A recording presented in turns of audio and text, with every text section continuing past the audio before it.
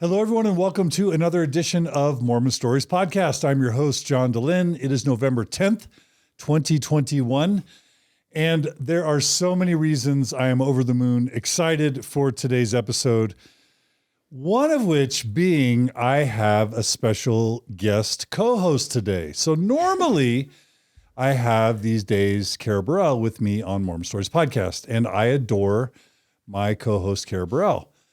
But today we have a special and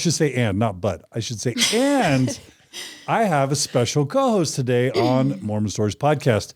It is the one, the only Samantha Shelley from Zelf on the Shelf. Hey, Samantha. Hi, hello. Happy Welcome. to be here. Why do we have the pleasure of your attendance today, your participation? To what do we owe this? That's a good question. Well, our guest today has been a friend of mine for, I want to say like 8 years. And you know, I'm a big fan of the podcast, just happy to be involved. Yeah. And sometimes Kara's not available. So I really like having a field of co-hosts to draw from when Kara is so famous, you know, talking to the New York Post or other media outlets. I need a backup. So you're basically Kara's backup. It is an honor to be Kara's backup. Now, of course, Samantha, you run Zelf on the Shelf, which is an amazing YouTube channel, and you also do TikTok and Instagram. Am I forgetting anything we should be plugging just to sort of let people know? You and Tanner Gilliland have one of the most epic Mormon Stories podcast interviews ever called Losing Mormon Millennials, which even helped bring Tyler Glenn of Neon Trees out of Mormon Story, You love out saying of the that. church, and many, many other people. Not that was the point, but that's what happened. But we also interviewed you and Tanner recently, but you guys are just so inspirational. And anything else I should be noting about your awesomeness? No, that was great. That's it? Yeah. It's that typical British kind of humility, which makes me sick, but you know, that's what we have. Well, You were also recently in the Brit Ventures episode. You kind of co-hosted with me on that. yes, I did. All right. Enough about Samantha for now. Today we have a really cool interview in store for you. We are interviewing Chandler Roberson. Roberson. I'm sorry. It's okay. People, it's okay. Roberson. All right. So Chandler has an amazing story. Actually, Samantha, why don't you tell us? You sort of said, John, you need to interview Chandler. And I didn't know Chandler, but once I started to check out Chandler's kind of social media presence, I thought, wow, this is going to be a great episode. But tell us why you thought Chandler would be a great interview. Chandler has always, even when I knew her 8 years ago in college, been very wise, intelligent, hilarious, insightful. I think she has experienced a lot of things. Yeah, I feel like this is going to be great. I think a lot of people are going to relate to a lot of the themes we're going to touch on. So there's modesty, sexual purity stuff. There's BYU-Idaho stuff. There's early mission experience, kind of early mission return. There's mental health stuff, body image stuff. Mm-hmm. There's divorce, kind of early Mormon divorce. Yep. There, you also were a well-known fashion blogger. Yep, Is that right? I was. What was your Days of Chandler? Days of Chandler? Yep.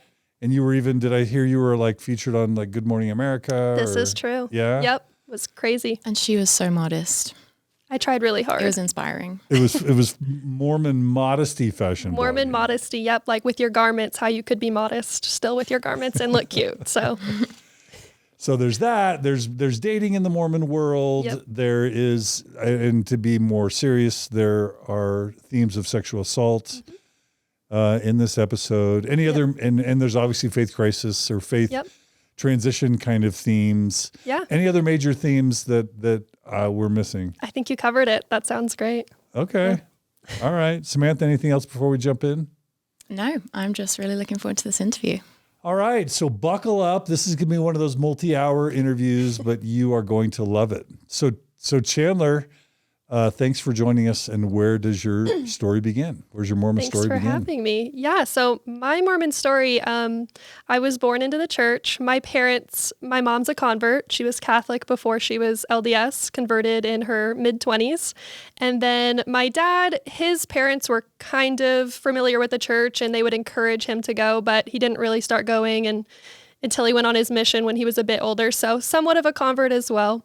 So where were they growing up? So both in like the Sacramento, California area. Okay. Yep. So both my parents were not familiar with the church growing up and then they converted. And so I was born into it. And honestly, my early childhood was amazing in Mormonism. Wait, were your parents like temple married or? Yeah, temple married. Okay. Yep. And you were born under the covenant. Yep. Okay. The whole thing. With blessed older as a baby. siblings? So I have one older sister and I have a younger brother. Okay. So I'm in the middle. Okay. Yep.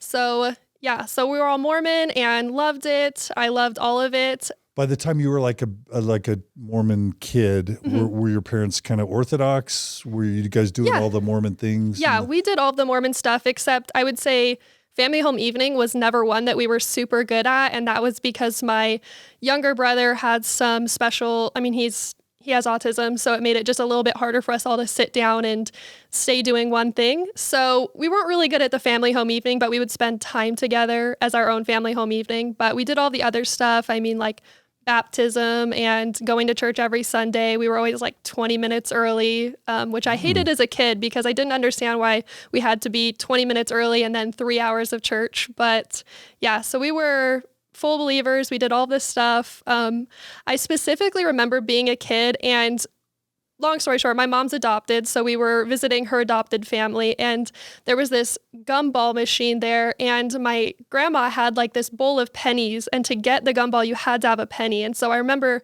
taking one and using it for the gumball machine. And the next Sunday that I went to Sunday school, I was probably 6 and the teacher said, the lesson was on stealing. And they said, stealing is stealing, even a penny. And like 6-year-old me was just like, oh my gosh, like I had a full blown panic attack because I was like, God is watching me. And so early on, it was pretty clear to me, like, this is for real. So early on, I just felt really committed to it. Okay. So as far as like what did your parents do work-wise? So my mom was a stay-at-home mom and my dad works in the pharmaceutical industry. So he's a pharmaceutical rep. Okay. Yep. All right. So do you have any fond memories of the church growing up in those childhood years before kind of adolescence? Like what the Mormon church meant to you and how it infiltrated your daily life? Yeah, tons. I always loved the music specifically as a kid. Just getting to sing all the songs was the best to me. I always remember feeling super happy and having good feelings with especially the music in church.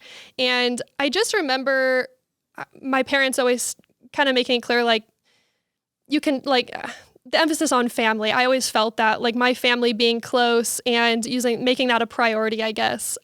That part of growing up Mormon was super special to me because we didn't have a lot of cousins and close family, but I had my family unit and I felt that was super special that I got to spend so much time with them. And just knowing from a young age that I would get to be with them forever meant a lot to me because for whatever reason as a young kid, I was always so like freaked out that my parents were going to die and what was going to happen. And so knowing that I would get to be with them forever was super comforting to me as a young kid. But I also remember just the fun, like trunk or treats and I'm trying to think of some of the other typical childhood stuff that you do, but whatever it was, I was all about it. There was like no question for me that it was the best thing ever. I wanted all my friends to come to church with me. I'd always invite my friends at school to come to church with me and they would come and they were so nice. But yeah, I loved it as a kid. Did you have a good ward growing up? Yeah, we lived in a bit of a more poor area, but I feel like the people there were just so amazing. Everyone was always, pulling in together to make things happen for each other if there wasn't money to make it happen. So it was really cool to get to see that. Okay. All right. Yeah. And Chandler, Samantha, we've co-hosted a little bit. I want you to feel super comfortable just jumping. You know Chandler a lot more than me. So, and her story, because you guys were homies at BYU-Idaho, right? Oh, Is yeah. that right? Yeah. Mhm. So please jump in with any question or comment at any time. Yeah, I have a couple of questions. I'm curious because you mentioned the penny story. How prominent was guilt as a theme in that sort of early childhood, and how did that then play into your thoughts about baptism, and what was baptism like for you as an 8-year-old? Yeah, good question. Honestly, that moment of like the penny was so big as far as like a guilt thing goes for me, because as a kid, I was so obsessive. I'll use the word obsessive about doing the right thing. I don't know if it was because I was the middle child and I wanted to be the good example to my siblings, but especially at church, it was like, I was so obsessed with making sure I was being good. I would have nightmares about, seriously at school, I'd have nightmares about being sent to like timeout, for example. And so church was like 10 times that. I always wanted to be good. And so growing up, I was preoccupied with being good enough all the time. And honestly, when it came to my baptism when I was 8, I was interviewed by one of my friend's moms, and I remember feeling like I don't know how to explain it, but she seemed like she doubted that I was ready for whatever reason in the interview, and it made me feel super self-conscious. So I had to really convince her that I knew I was ready for it. Mm-hmm. And so anyways, but I remember them telling me, write down whatever happens after your baptism, all your feelings and stuff. And the only things I remember writing were that I didn't want to wear a dress because I was a tomboy and I wanted to wear like the full jumpsuit. And then that we went to breakfast afterward with my whole family. Like I didn't have anything written about the actual experience. So it's weird, but like my actual baptism, I remember so little about it happening. Mm. So. Cool. So quite a lot of perfectionism, would you say, yes, early on? Definitely. Yeah. Yep. Yeah, I mean, I'm starting to feel some scrupulosity. I don't know if you've heard of that term, yes, kind of religious OCD. I'm hearing a bit of those vibes so far. Definitely. Yeah, okay. Yep. Been a regular theme in my life. Okay. All right. Well, that's not fun, but it still sounds like your Mormon childhood experience was something you were really loving and enjoying. Yeah. I look back on, I think most of my best memories with Mormonism are being a kid and just believing it. I don't know, not knowing any differently, thinking like I had it all figured out and I was a kid. So it was nice to have that surety. Nice. Yeah. Okay. Anything else about your life or your family's life in your childhood prior to kind of adolescence?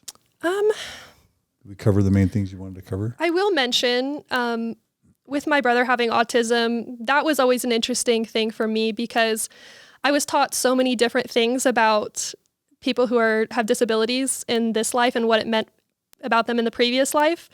So I remember being told that if he had a disability, it meant he was, not faithful or something in the previous life by some people, and then told he had progressed so much in the other life that he didn't need to have a full functioning body and that he would be restored as like a regular person in the next life. And to me, as a kid, that was really uncomfortable because I love my brother. I think my brother's perfect the way that he is. And so I struggled a lot with that. But I would say that was the only thing that I ever struggled with not understanding as a kid. Okay. So the only way people would talk to you about that was either ableism or benevolent ableism. Yes. There's no like... Exactly. There was no... It's just a human. Yep. Yeah. So, but other than that, only fond memories. I loved being a Mormon kid. Okay. Yeah. All right. Well, things usually start heating up in adolescence. They sure do. They always do. So where do things start getting interesting? Not that it hasn't been interesting, but where do things start getting complex of course. intense? Yeah. So I would say things get a little bit interesting when, I would say even 5th grade was the first time things got a little bit interesting because I have an uncle who's gay and he used to be a member and he truly one of the best people. It's on your dad's side. Yes, my dad's brother. Yeah. Truly one of the greatest people I've ever known. He just does a lot for other people. He's so kind and thoughtful and creative.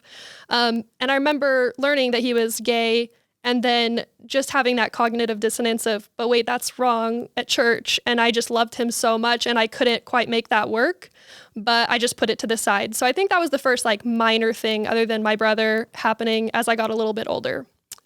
However, the next biggest thing would be probably about 8th grade. I was not supposed to have boyfriends. We're not supposed to date. Obviously, you're just supposed to go to dances and stuff. But I started dating a boy at my middle school, and he was somewhat familiar with the church, but didn't go or didn't attend. And so we were involved with each other and we became boyfriend, girlfriend. And It was a really intense relationship for an eighth grade age person to go through.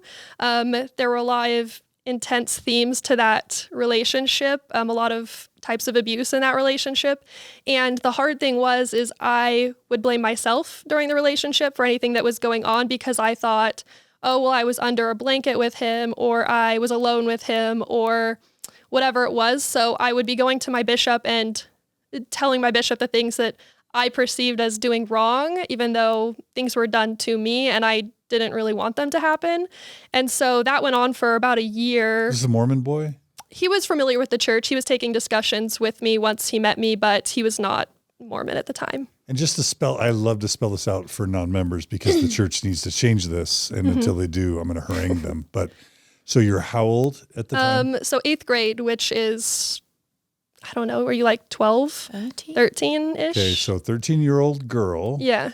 Alone in an office with the grown man Mormon bishop talking about sexual stuff. And the worst part was it was like my best friend's dad.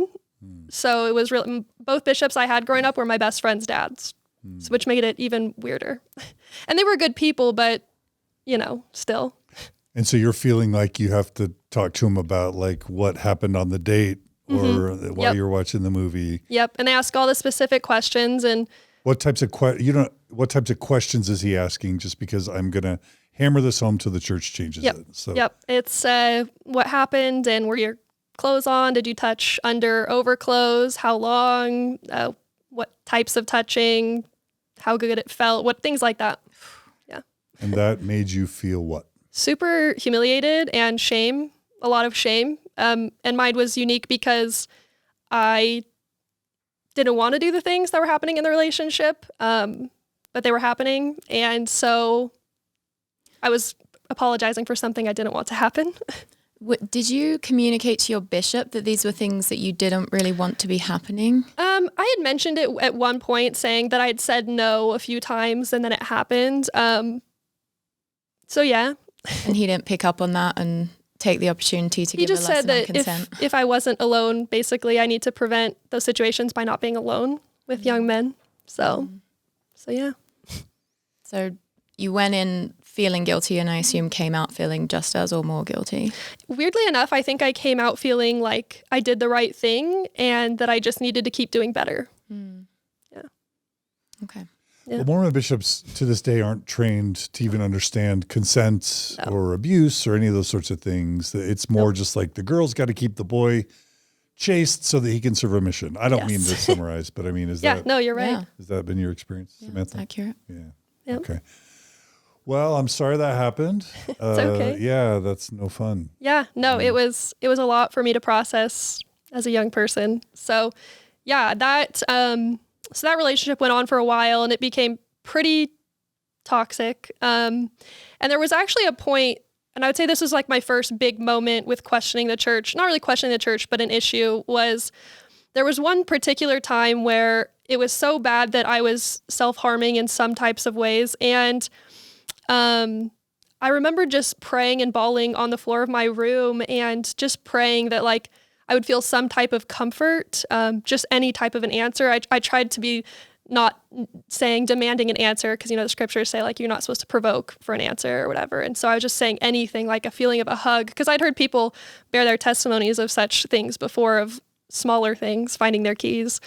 And so I remember just crying and crying after I had self-harmed and just been like something and then just waiting for that like feeling or that confirmation and it not happening and me just not really knowing how to feel about that because I thought either no one's there or there's something I'm doing to not deserve an answer. And I believed the second. I thought I must be not good enough to get an answer.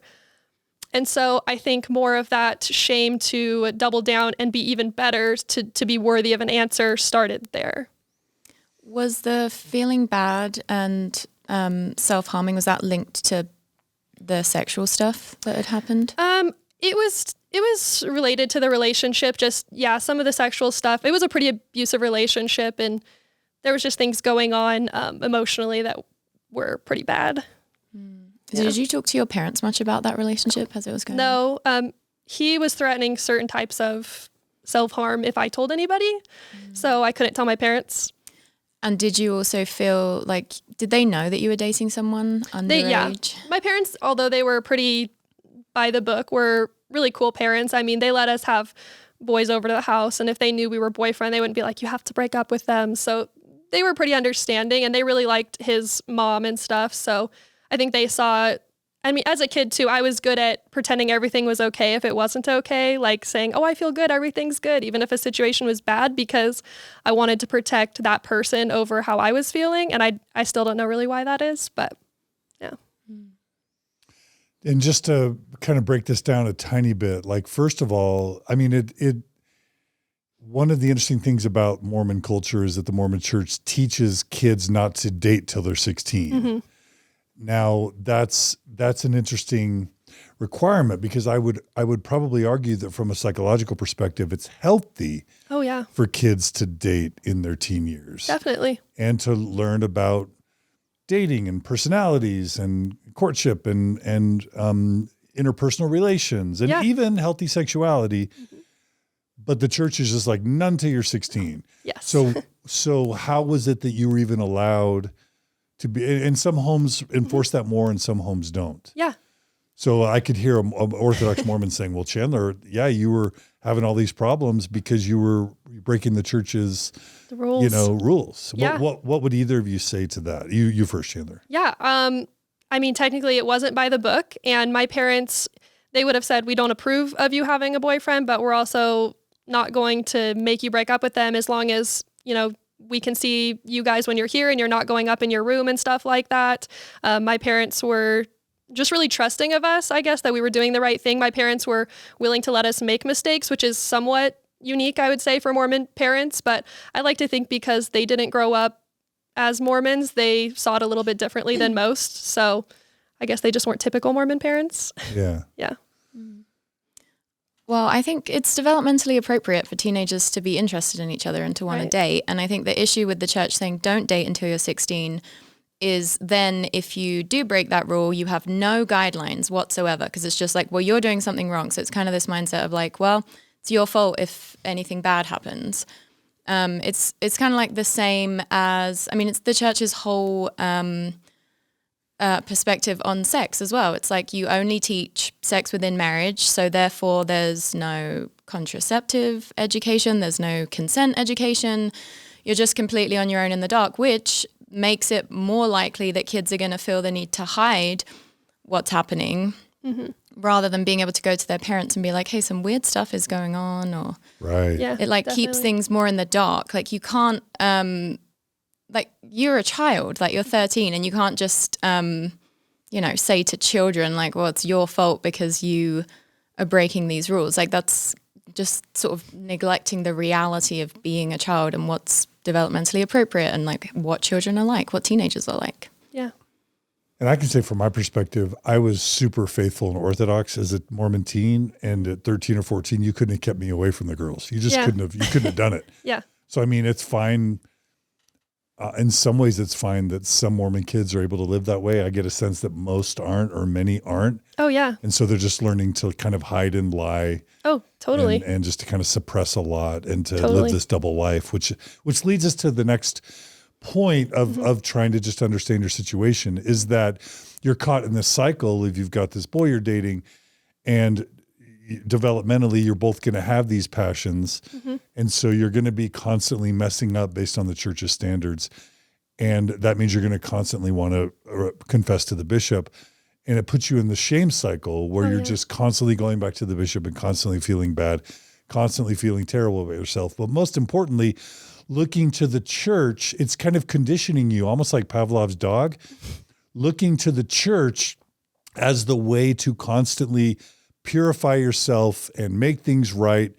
And it puts this bishop, patriarchal male figure as the arbiter of number one, you're feeling good about yourself and your worthiness, but also as your intercessory, is that a word, between you and God? Yeah, definitely, which is so confusing. And that first relationship I had with that boyfriend, it really was unique because as much as normal kids want to be doing stuff at that age, like I felt really not like I didn't want to do those things. I really didn't have the desire to do those things because I wanted to be good and I wanted to be an example to him too, because like I said, he was taking the discussions because I was introducing it to him. And so in my head, I thought I have to be the example to him to encourage him to do that.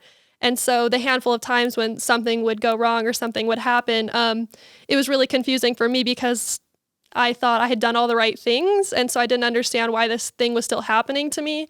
But then once again, you put the blame on yourself and you're like, oh, it's because I was alone with him for that period or I did that thing. And so, yeah, you're always looking for a male figure to give you that you're forgiven or it's okay or here's what we can do next. And you're never looking to yourself for like answers about what's the best thing for you. Yeah. So. And then the third thing that I'm teasing out of all this is you're feeling all this. It's so, I always talk about like sexual shame being part of the LDS Church, the modern LDS Church's business model, because we are literally hardwired biologically to be sexual creatures. Uh-huh.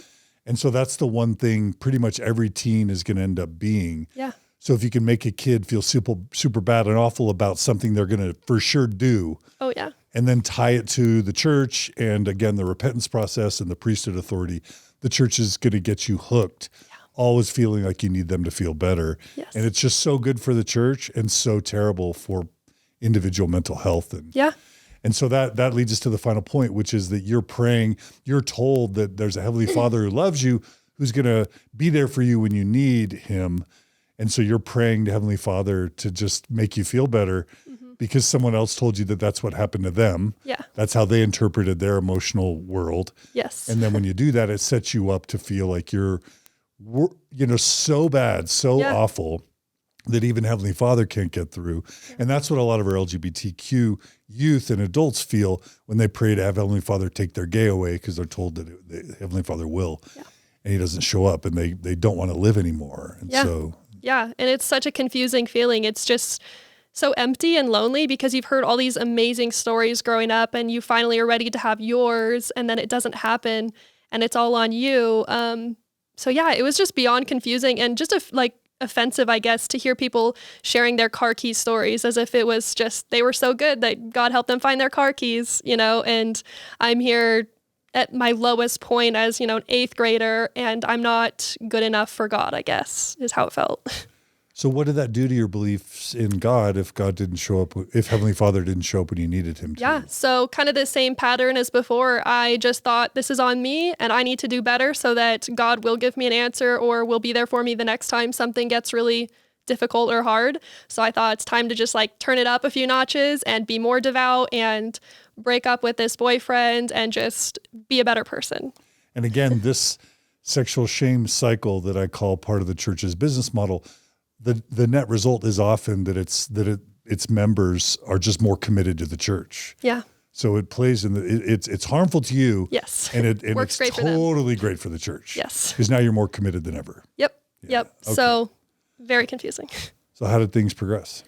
Okay. Well, so I broke up with that boyfriend. I finally got the courage to do it. And that didn't go so well. Long story short, there was a suicide attempt. And that only made me feel worse again that, oh my gosh, I'm such a terrible person. Everything the bad that's happening is because I'm not a good enough person. So I put it on myself and then just move forward. So I kept believing and kept being active in the church. I loved mutual, that activity. I loved all of that stuff. And I just didn't see any issues. I just made everything work until I met, I'd say going to EFY was actually a very unique experience growing up because I went to EFY and it was up in Tacoma because I was living in Washington. And that was my first experience as a teenager being around nothing but Mormon youth. And it was such a cool feeling for me because I'd never experienced anything like that. I know people that grow up in Utah, it's kind of like that all the time. So EFY is not nearly as interesting, I'm sure. But for me, it was so amazing because I felt like, oh, this is what heaven would feel like. Everyone gets each other and it was such a wonderful experience. And I'd still never had a big spiritual confirmation of any kind. But they always have the big songs and the big testimony night. And when they played the music, I would cry because I've always been a musical person. I love music. And so I'd think, oh my gosh, this has to be that feeling that I'm missing. It's just music, and that's how I feel the Spirit. And so I came out of EFY feeling great. I was like, I can do anything. And I remember there was a talk at EFY. EFY for our non-Mormons is... Especially for youth. It's just like a few-day program that you can go and learn more stuff about the church with people your age. It's like a huge youth conference with like inspirational speakers. It's like a Tony Robbins seminar with multiple speakers for youth. With pumping music and like dances and inspirational speakers. Yes. And the whole point is to make the youth feel like a bazillion bucks. Feel amazing. And the church is true. Yeah. Where was your EFY? So it was in Tacoma, Washington. Okay. Yeah. It was such a unique experience. I definitely had some weird, like there's all these modesty rules at EFY, and basically you have to have skirts to your knees. And I remember I'd worn leggings, and I'd worn a skirt that was maybe less than an inch from my knee. And I got pulled with leggings. And I got pulled aside by a leader, and she said, you need to go change right now. And I said, what? And she was like, there's an inch. And I was like, okay. So I went and changed. And then a different day that week, I was reaching for a tray in the cafeteria, and my shirt must have come up just slightly to show some midriff. And this other leader just grabbed me by the arm and said, that is not okay. You need to go change right now. You have young men in here. And so I went and changed. And it just confirmed to me, you're the problem, and you need to make it better for everyone around you.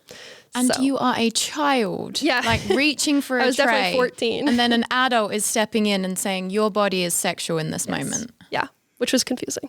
And also just, can you guys make it explicit for those who don't get it? This idea of like, it's bad for the boys if you show a little bit too much knee or midriff. Yes. Like, can you explain why that's so toxic? Because I think it allows the young men and the men to feel like nothing is their problem. It's not their control. Everything's beyond them. So everything just happens to them. And women feel like this huge burden of responsibility to not make their thoughts impure. The boys. Yes. It's not make the boys' thoughts impure. Yeah. And what's that like for a young girl, young woman?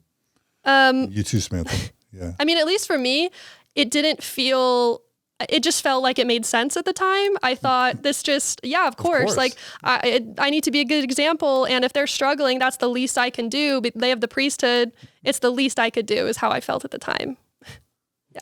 It's a great way to have young men, young boys, dehumanizing women and girls, because if they're having these sexual feelings arise in them, like in response to a stimulus, then they can easily transmute that into resentment towards the girl or the woman, because they've also been taught that it's her responsibility to help you keep your thoughts pure.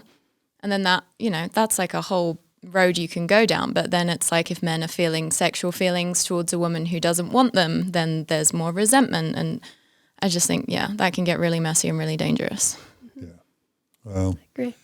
Again, I'm so sorry about that. But that's why we're doing this interview and things like it, because it helps shine a spotlight and someday they'll change. Definitely. Did you have to do that thing at EFY where in the morning you had to put your hands up and then bend over and you just had adults like looking at you to determine if your body was too sexual in your outfit? Yeah. Yep. Wild. And it felt normal. That's looking back, like I just felt it was normal. We were just special. And they're looking where? At what parts of your body? So you lift up your hand so that they can see if you don't have any midriff, and then you bend over to make sure that like nothing's coming up, or that like your shirt's not too low or something. Cleavage. Yeah. Cleavage check, thigh check. Yeah. And you're saying this is righteousness. This is purity. Yep. So you're loving it at the time. I was fully embracing it. I mean, obviously it's embarrassing when somebody pulls you aside and says something about your modesty, but I just internalized it and said, okay, I'm the problem. And if an Orthodox Mormon's going, now come on, Chandler and Samantha and John, like it's bad for teens to be having sex. And if teens dress in ways that are perceived as sexual, it can increase the likelihood of kids misbehaving and doing things that are harmful for the kids. If somebody's trying to have the best faith interpretation of why the church does this, is there anything charitable about it, or is it just destructive in every way? And Either of you? It's a good question, and I don't know if I have a great answer, just because I understand trying to teach kids that you need to be safe and you need to be smart. But I also think there's such thing as too much, and it seems to be more in the too much range. Yeah, well, what we view as being sexual is taught. So obviously there are cultures where women have their boobs out and that boobs are not seen as that sexual. So I would argue that it's the whole modesty thing in Mormonism is failing to understand that, and having girls cover up more and more doesn't, if anything, it can make boys more sexual over things that are not, that shouldn't be sexual. Like you should be able to see an inch of a girl's stomach without losing it or without feeling like she's making you sin in your mind or whatever. Mm-hmm. So I think like the more we repress sexuality and teach that it's bad, the more it's gonna come out in dysfunctional ways, because you're just making something that could be very healthy if it was just like out in the open and conscious, you're relegating it to the realm of the unconscious, so then it's going to come out in more dysfunctional ways. So I don't see any redeeming qualities to Mormon modesty standards, and I think it is disgusting the way that it, I know they're not trying to do this, but it is sexualizing children's bodies. Yeah. No, it's completely true. I mean, I know a lot of people that wouldn't even put their babies in bikinis because they think it's inappropriate. That's sad to me. Well, you see little 8-year-old Mormon boys, they're allowed to run around without their shirts off. Yeah. But then if it's a girl who has objectively just a very similar body to a boy at that age most of the time, that's seen as sexual. Like, that blows my mind. Yeah. And then, like you said, that makes it so we're sexualizing young children's bodies. Yeah, so, and especially which can lead girls. to sexual abuse of children, I sure. think. Yeah. Okay, so tell anything else about EFY before we... I mean, that's probably it as far as EFY goes. I mean, there was a lesson at EFY that particular year. And once again, I loved music. Music was everything to me. And there was a talk that basically said, you shouldn't be listening to music that you wouldn't play in the presence of Jesus Christ. And so if you have any music on your iPods, you should be deleting that music. And as a person who was music obsessed, that was super intense. But I thought, yeah, I should go delete all my music I would be embarrassed to play in front of God or whatever. So I went home and immediately deleted anything that was in that category. And I mean, obviously months later, I slowly put it back on there, but it was just, I was very ready to do whatever was asked of me. So yeah, EFY was solid. I just want to know if Jesus liked Rush. That's all I want to know. And Journey. Rush and Journey. And it's like, we don't know his tastes. He hasn't really made them explicit. How are we supposed to know what to delete? It's true. Although I do feel like teen Mormon culture is big on those moments of like, overhaul. I'm throwing out all these skirts. I'm deleting all these songs. Yeah, I'm getting rid of it all. Blessings will abound. Yep. I'm always torn with these types of topics because I was a super obedient, faithful Mormon kid. And I feel like it in some ways taught me discipline and taught me self-control, which has some benefits. So we're talking about all this stuff like it's horrible. And I think there's good to some of it. Learning to not always do everything you want all the time and to be thoughtful and respectful in your choices. And, I'm always ambivalent about this stuff. Yeah, no, it's tough. I feel like kind of going off what you're saying, it's true. It teaches you that discipline. It teaches you all those good skills. But I have to feel like, at least for me in some experiences I've had, it kind of teaches you to be two people. There's the person that you really are, and then there's the person that you want to be. And so you can be this awesome, super determined, law-abiding person, and then also private use kind of more secretive and wants different things. And so I do find, at least for myself, some issues with becoming two people because of Mormonism. For sure. Yeah. And while it is a lot of young Mormons do have quite a lot of discipline, but it's also adherence to such arbitrary things that it's like really just teaching you to be someone who values authoritarianism. Yeah. Totally.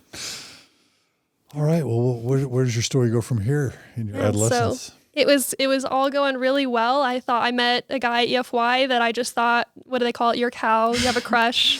He lived all the way in Seattle. So cow? They Crush call of it your the week, cow. John. Crush of the week. What? Yeah. Oh, yeah. Crush of the week. Yeah, Okay, yeah. okay. Also at EFY. I've literally never heard of Crush of the Week. Yeah. I It might have didn't been a even go to newer EFY thing when I was there, but I also forgot at EFY, they do that thing where when you want to go to a class or a new thing, the boys have to escort you there. So they have to like ask you to escort you, and then you like lock arms with them. And it's really bizarre because if you have too many women in your group, there's a lot of polygamy jokes. It's very uncomfortable. But anyways, so I had my EFY cow and he was far away, and we would call and read scriptures to each other. And I was like, this is perfection. We're going to get married in whatever, 5 years, 6 years. You're always thinking about marriage. Yeah. And then I met a different boy at my high school, and we kind of started dating. So I stopped talking to this Mormon boy and started talking to this guy who wasn't Mormon. And kind of the similar patterns of my first relationship that I had started again. And he also was taking the discussions. So I thought, again, I need to be an example for this guy. And almost an identical situation, weirdly enough. And there was some trauma and sexual trauma again. And I find myself back in the bishop's office repenting for things that I wasn't. It started out that I didn't want to happen. Then eventually, obviously, you're older, and so you do want to do things, but then you're confused because you're like, why do I want to do these things if I'm making all the right choices? Shouldn't I be like free of temptation or whatever? So it got really confusing in that relationship. So anyways, he eventually tells me that he wants nothing to do with the church, and I was super offended. I've done everything right. How could you not want to be involved with the church? So we broke up, and I just kept doing my regular Mormon thing.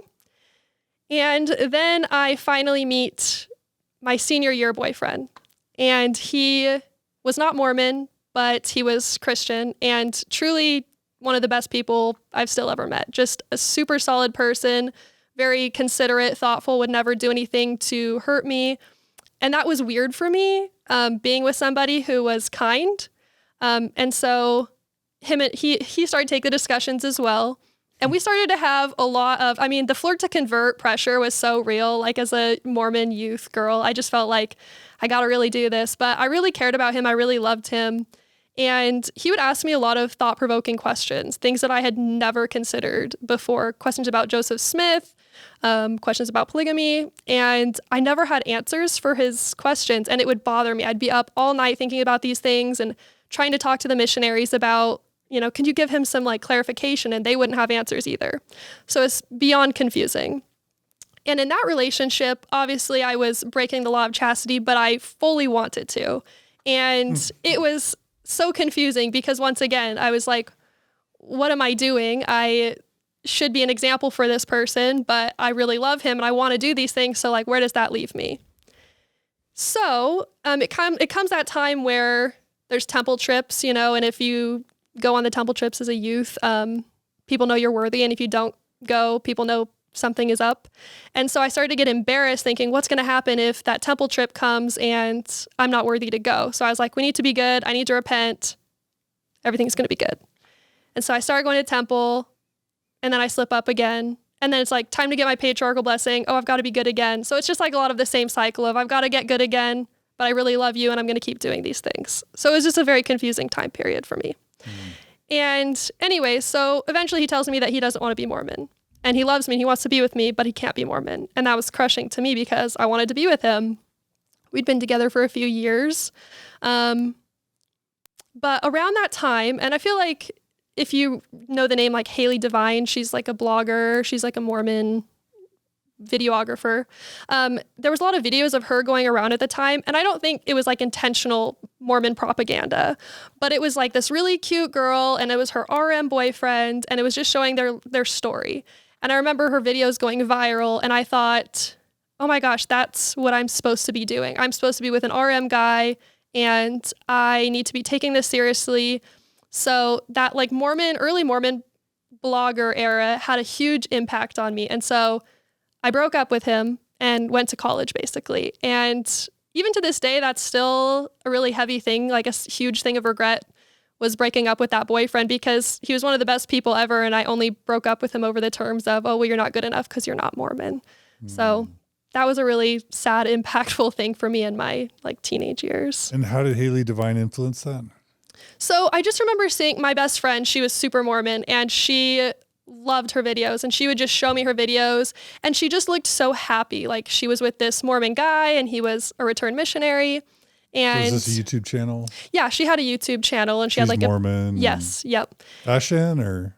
More lifestyle. It was more, she was a videographer, so she had these really beautiful, well done videos. I mean, she had one with her boyfriend that she'd met in high school, and then they made videos somehow when he was on his mission and she was waiting for him, and then like their proposal and them getting married in the temple. And it was just like the picture perfect Mormon girl life. Like that's what you're supposed to do it all for. And so it just made me feel like, oh my gosh, my priorities are completely wrong. That's what I need to be aiming for. So once again, it's not asking myself, what do I want? It's what should I want? And so that kind of set me on that path of you just got to keep doing what the Mormon church wants you to do. Yeah. One thing that really jumps out, I see this a lot, is people that find someone to date towards the end of high school or in their courting years that's actually like a non-abusive, really thoughtful, kind Gentile or non-Mormon. And it really messes up with people's heads when they like really feel like they've genuinely potentially met a person they could spend their life with. Yeah. And then they end that relationship because only Mormon boys are to be married or Mormon girls or women are to be married. Yeah. And then you marry some rando that you meet at BYU or BYU-Idaho. You marry them knowing them for a few months. And then inevitably, and you had known this guy for years. Yeah. Yeah. And you shared all this history together. Then you marry some rando and the marriage is a disaster. Yeah, it's so... quickly.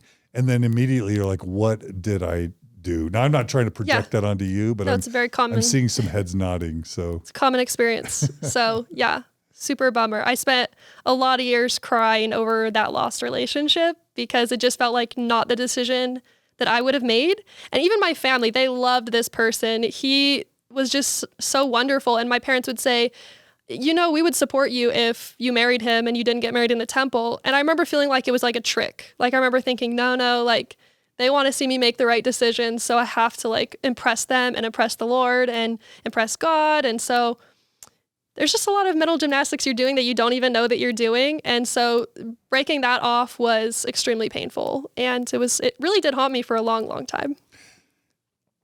Yeah, it sounds like such a huge act of self-betrayal. Like, again, putting yourself, forcing yourself to be in this role of who you think you should be rather than what is aligned with, you know, your soul, whatever you want to call it, your heart. Yeah. Totally, Samantha. I'm watching The Vow, which is this series. We're having Sarah Edmondson on, at Thrive this weekend. And so good. So I'm watching The Vow, and like high demand religions or cults, that's what they do is they need to teach you to ignore what your internal voice is saying. Yeah. And this is an example of the church saying, hey, it doesn't matter what your internal voice and spirit is telling you. Yeah. Do what the authority says. For sure. And I would say the church too, it's interesting because they act like they really value and they love women and all these things. They say we love women. Almost every woman I know in the church has super low self-esteem, like dramatically low self-esteem. And so for me dating, I was always dating people that I really shouldn't have been dating, but I thought I was this horrible, terrible person. And like, I would be so lucky to be with that person, even though they treated me horribly. I just thought that was normal. And so, yeah, being with this person who treated me wonderfully, it like almost didn't feel right. I didn't feel like I deserved it. So yeah, very confusing. Also, let me just ask, so the Mormon church teaches that sexual intercourse is the sin next to murder. And so you dated this boy for a couple of years. I'm wondering how you like stay sane as a believing Mormon teenage girl. And I'm not trying to make assumptions about what you did or didn't do, and I'm not trying to pry as well, but I'm trying to kind of lay that down, especially for non-Mormon listeners, just to kind of tease out from you what it was like to sort of think about any sexual activity, the stakes being like next to murder in terms of severity. And then you really being a genuinely believing person. And then bringing the bishop into that. Like anything you want to share about that? Yeah, that's a whole mess. I mean, honestly, I didn't have sex before I got married. So I didn't go to that point. No. And I was never like so much as tempted to go to that point because I really did feel like it was next to murder. Like I knew I always had dreams, and I had dreams that I would mess up on some level. Like I'd drank or I'd smoked or I'd had sex, and like that I was just this different person and life was never going to be the same. So it was very much in my head do not do that thing. So I was not going to do it. But other things were different. But and that brings us to kind of we're in this month of like soaking and like docking and this weird and for people who have no idea what that is, let's just ignore it. But other than to say Mormon youth, along with like probably evangelical Christian youth and others, you have these weird arbitrary lines of what's okay and what's not. No, exactly. It's exactly right. I mean, you find ways to justify, as long as it's not this thing that... As long as it's not intercourse. That it's okay somehow, and you still feel the guilt and the shame, and you eventually get to a point, like if you want a temple recommend or whatever, patriarchal blessing, to clean up your act and go apologize and repent. But you're always finding ways in the moments to like justify why that was okay, because it wasn't actually sex. So yeah, I found myself in that a lot, but it was just a constant, like even if him and I would do something, it wasn't sex, I would almost always cry after, like almost every time, because I felt so guilty. And luckily, like I said, he was one of the most amazing people and he would never make me feel bad about it, but I'm sure that was weird to watch, but it just, there was just a lot of guilt. I always just felt like I'm a terrible person. I can't ever get on top of this habit and I'm a terrible person. So, and it probably goes without saying this, if we talk about conditioning now, so many semi-sexual interactions that have an immediate negative association. It's like, do this, it's a mess up. Instead of it being a beautiful, healthy thing, it's a mess up thing, and then you cry. And then it's and over and over and over again. Yeah. What does that set you up for in young adulthood? So many experiences that are accompanied with kind of mini traumas. Oh yeah. And as we go on, it's a theme that has done a lot of damage in my life. So that's unfortunate. I'm sorry. It's so sad as well, because so much, it seems like you had sexuality pushed on you in all these ways before you were ready, like both through modesty standards and then also through these boyfriends that you had who didn't like follow consent. Yeah. And then you're finally having these sexual experiences that you actually want to have, but then you're still feeling like you have to like answer to these male authority figures and, you know, God himself or whatever. Yeah. It's like, this should be a time you should be able to treasure. And like you're like 18, 19, however old you are. Yep. Yeah. Should have been something joyful. Yes, definitely. And again, anything about the bishop prying or, you know, was the bishop decent or... You know. So when it came to that relationship, it was kind of just your typical process of asking questions and repenting. And my bishop at the time was really my best friend's dad. And so I think he really cared about me. And I think he saw that I was coming forward and not like having the information pulled out of me. And he respected that at least. So I think that it was the best possible horrible repentance process, but I really wanted to get that patriarchal blessing especially, and so I think he was happy to help me get to that point. So it was obviously very uncomfortable because you're still answering questions on a regular basis about sex as like a teenager to a grown adult man, but yeah, once again, I thought it was okay because that's just the way it goes if you want to be worthy, and it's just the price you pay. So.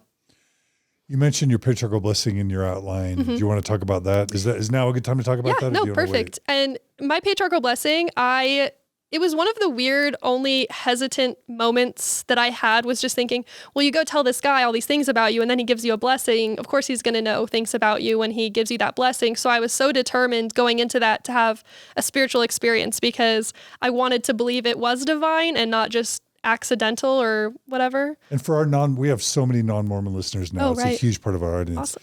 Do you want to explain what you were thinking a patriarchal blessing was and why you wanted one? Yeah. Just in Mormon doctrine theology. Yeah. So, I mean, at least from what I understand, a patriarchal blessing's a blessing that you get a bit older as a youth, not technically a younger youth. It's when you're mission age or so. And it's kind of an outline for how your life is going to go if you're worthy and you follow all of the rules. Who gives it?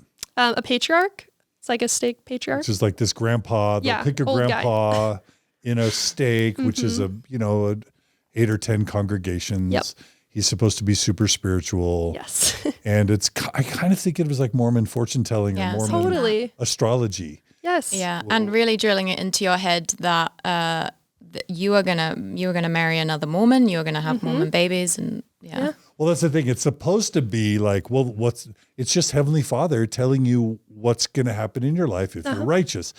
and I've mentioned this before, they never say, you're going to marry a non-Mormon and not be married in the temple and have a super happy life and leave the church and you're going to thrive and everything will be successful. It just so happens that it's pretty much always you're going to serve a mission or you're going to get married in the temple, have lots of babies, serve in the church. And so while it creates the perception of just like, oh, what's going to happen in my life? It's sort of rigid. It's conditioning that's always to the church's advantage to control your future decisions. Yeah. Yeah, exactly. Through theoretical prophecy. And you can definitely see the personality of the patriarch in the blessing. Like I got mine in England, so there was a lot of cute stuff about nature and all this stuff because that was kind of like the culture that my patriarch was around. But then I've read like some people's ones from America and it's quite different. And they always teach you not to ever let other people read your patriarchal blessings. Oh, yeah. Not to, super secret. Unless you're marrying them. Because so many of these patriarchs will say the same thing to each person that they give the blessings to. Yeah. And then it makes you feel like it's not that special. So they literally tell you, don't let your friends read it. Yes. So that you don't figure that out. Yep. You're supposed to keep it to yourself. And have you heard the Mormon folklore that seemed to go around a lot of how this girl went in to get her patriarchal blessing and the patriarch was like, I'm not hearing anything. And then she died in a car crash on the way home. I've never heard that one. That was a big one for me. I'm glad I didn't hear that as a youth. Yeah, I really bought into the patriarchal blessing lore. Me too. Like if I'm putting on my Mormon lens, I loved it. It told me I was going to be like resurrected in the morning of the first resurrection, and I'm going to be like celestial kingdom and a valiant one on the earth. And it made me. This is what's hard again is that it makes you feel amazing. It makes you feel like God loves you, Jesus loves you. You're going to have an amazing life. And of course, it told me to like obey the word of wisdom and if I would, my body would be healthy and strong and I wouldn't get sick. And sometimes I think that's why I still haven't tried alcohol or tobacco or drugs because like I feel almost like Samson where if I cut my hair, meaning I tried beer or weed or whatever, that somehow it would hurt my health. Break it. Something to think about. Yeah, food for thought. Anyway, so you wanted yours and? Yeah, so I wanted it. And like you're saying, it gives you an outline for your life, which I find interesting because I always talk about agency. It's kind of like, what do you want for your life? But we're going to tell you what you are going to do. Like, so really, where's the choice? So anyways, so I really wanted it. And I was hopeful that it would give me some insight because I was just at this very weird, confusing part of my life. So anyways, I go in there, my parents, and the patriarch, this was his last blessing he gave was mine. And he was very old. It felt like he was hardly there. And so we sit down and he asked me a few questions about my life and my interests. And then it turns out his microphone is broken. So he needs me to like hold up this other microphone for him while I'm like folding my arms. I'm like holding this microphone. And so you can't really relax and enjoy whatever's being said when you're kind of in this weird position. Anyways, so he gives me the blessing. And it was very short. And both my parents were like, wow, that was the shortest blessing we've ever, that's so short. But I was like, that's okay. And so I went through and when they sent it to me, he had put, my name was not right. He put a different name on the blessing. So they had to send me another one. And as far as feeling special goes, I was feeling so special. And then I got that and I was like, oh, it's a middle. Because they used like a form letter, didn't swap out the name. Yes. And as a middle child, I was like, oh, because like any opportunity to feel special at church was like so wonderful for me because both of my siblings were they just needed more attention. And I was kind of the be the good example kid. And so I was like, and I read through my blessing and there was like nothing interesting, nothing special. They mentioned that I was going to get married and I was like, okay, awesome. But there was one part that at the time I was so offended by, and it said that the presence of Satan was strong in my life and that I needed to do everything I could to make sure that presence was not like overcoming me. And I remember being like, what the heck? Like, that's so weird. And so I was so offended by that. Now I think it's kind of awesome, but yeah. And so I remember just feeling weird about my blessing. And I had some friends at church. And like you said, you're not really supposed to discuss it, but we did. And it turned out like almost all the phrasing that we had for our blessings was all the same. Everyone's was just as short as mine. And it was definitely another moment where I was like, oh, maybe this isn't as special as I thought it was, because I knew of boys who were getting like 3-page blessings about, nothing I mean, I don't know, things like you're going to be the prophet, essentially, things that are crazy, so exciting, things that make you want to be so good to achieve. And mine basically just said I was going to be a mom. So it was just really hard to swallow. Yeah, women are never told in their Mormon women are never told in their patriarchal blessings that they're going to be corporate CEOs, Fortune 500 companies, or if only.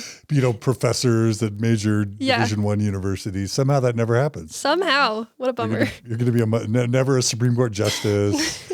It's so weird that the men who have just vastly more options in the church get longer blessings. Yeah. And women aren't really valued. The men don't necessarily take time to understand them. No.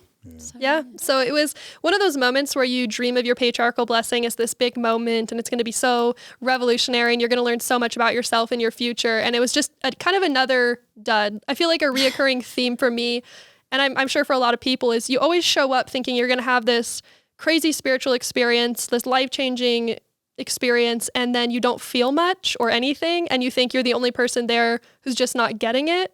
So that's kind of how I felt with my patriarchal blessing. And it's not unreasonable for you to want to have this spiritual experience. That's why you're doing all this stuff. Yeah. It sounds like you are willing to take a decent amount of duds. But then at a certain point, you've got to be like, come on. Yeah. Like, don't I deserve something? Yeah. Yep. But it took me a while to figure that out. So. And of course, people, like believers a lot of the time, will shame you for daring to want any kind of spiritual confirmation or special experience. Yes. Oh, yeah. So I also noticed in your outline that there was this ongoing theme of kind of noticing a disparity between how the church treated boys versus girls. Is there anything else you want to say about that, or did you cover that? No, definitely. And I'll try not to backtrack too much, but I remember one of the first activities that I was part of, it's not mutual, but it's like activity days. So you're not quite that age yet. I think you're 11 or 12. I don't know. You're very young. And the boys were doing this super cool outdoor like go-karting activity. And I thought that was so cool. And then I walked into our building, I got dropped off, and the activity was, you are all going to put on our wedding dresses and stand in front of this picture of the temple, and you're going to point to it, and we're going to make a collage for like the special girls' night, and we're going to show it. And I was a huge tomboy. Dresses were so embarrassing to me. And so I'm there in like this SpongeBob bright yellow long sleeve shirt and a huge bucket hat, and my hair is just like disgusting, and I was like, I am not doing that. And so they have this video of all the girls and they're all pointing to the temple wearing this dress, and then there's me at the end that I'm just like, and then I wouldn't do it. I just pointed to it and I was so mad. And it was kind of like the first time where I was seeing the boys are doing really fun, cool stuff. They have a huge budget, and we're making lists about what we want in a future spouse for activities. We're learning how to cook for our future spouse. We're learning how to change diapers. And it just felt very frustrating. I just remember girls' camp was a very frustrating experience because they had all the lessons about how to be a good wife and a good mom, and we're just like 15-year-old girls. And then I would ask the boys, what's scout camp like?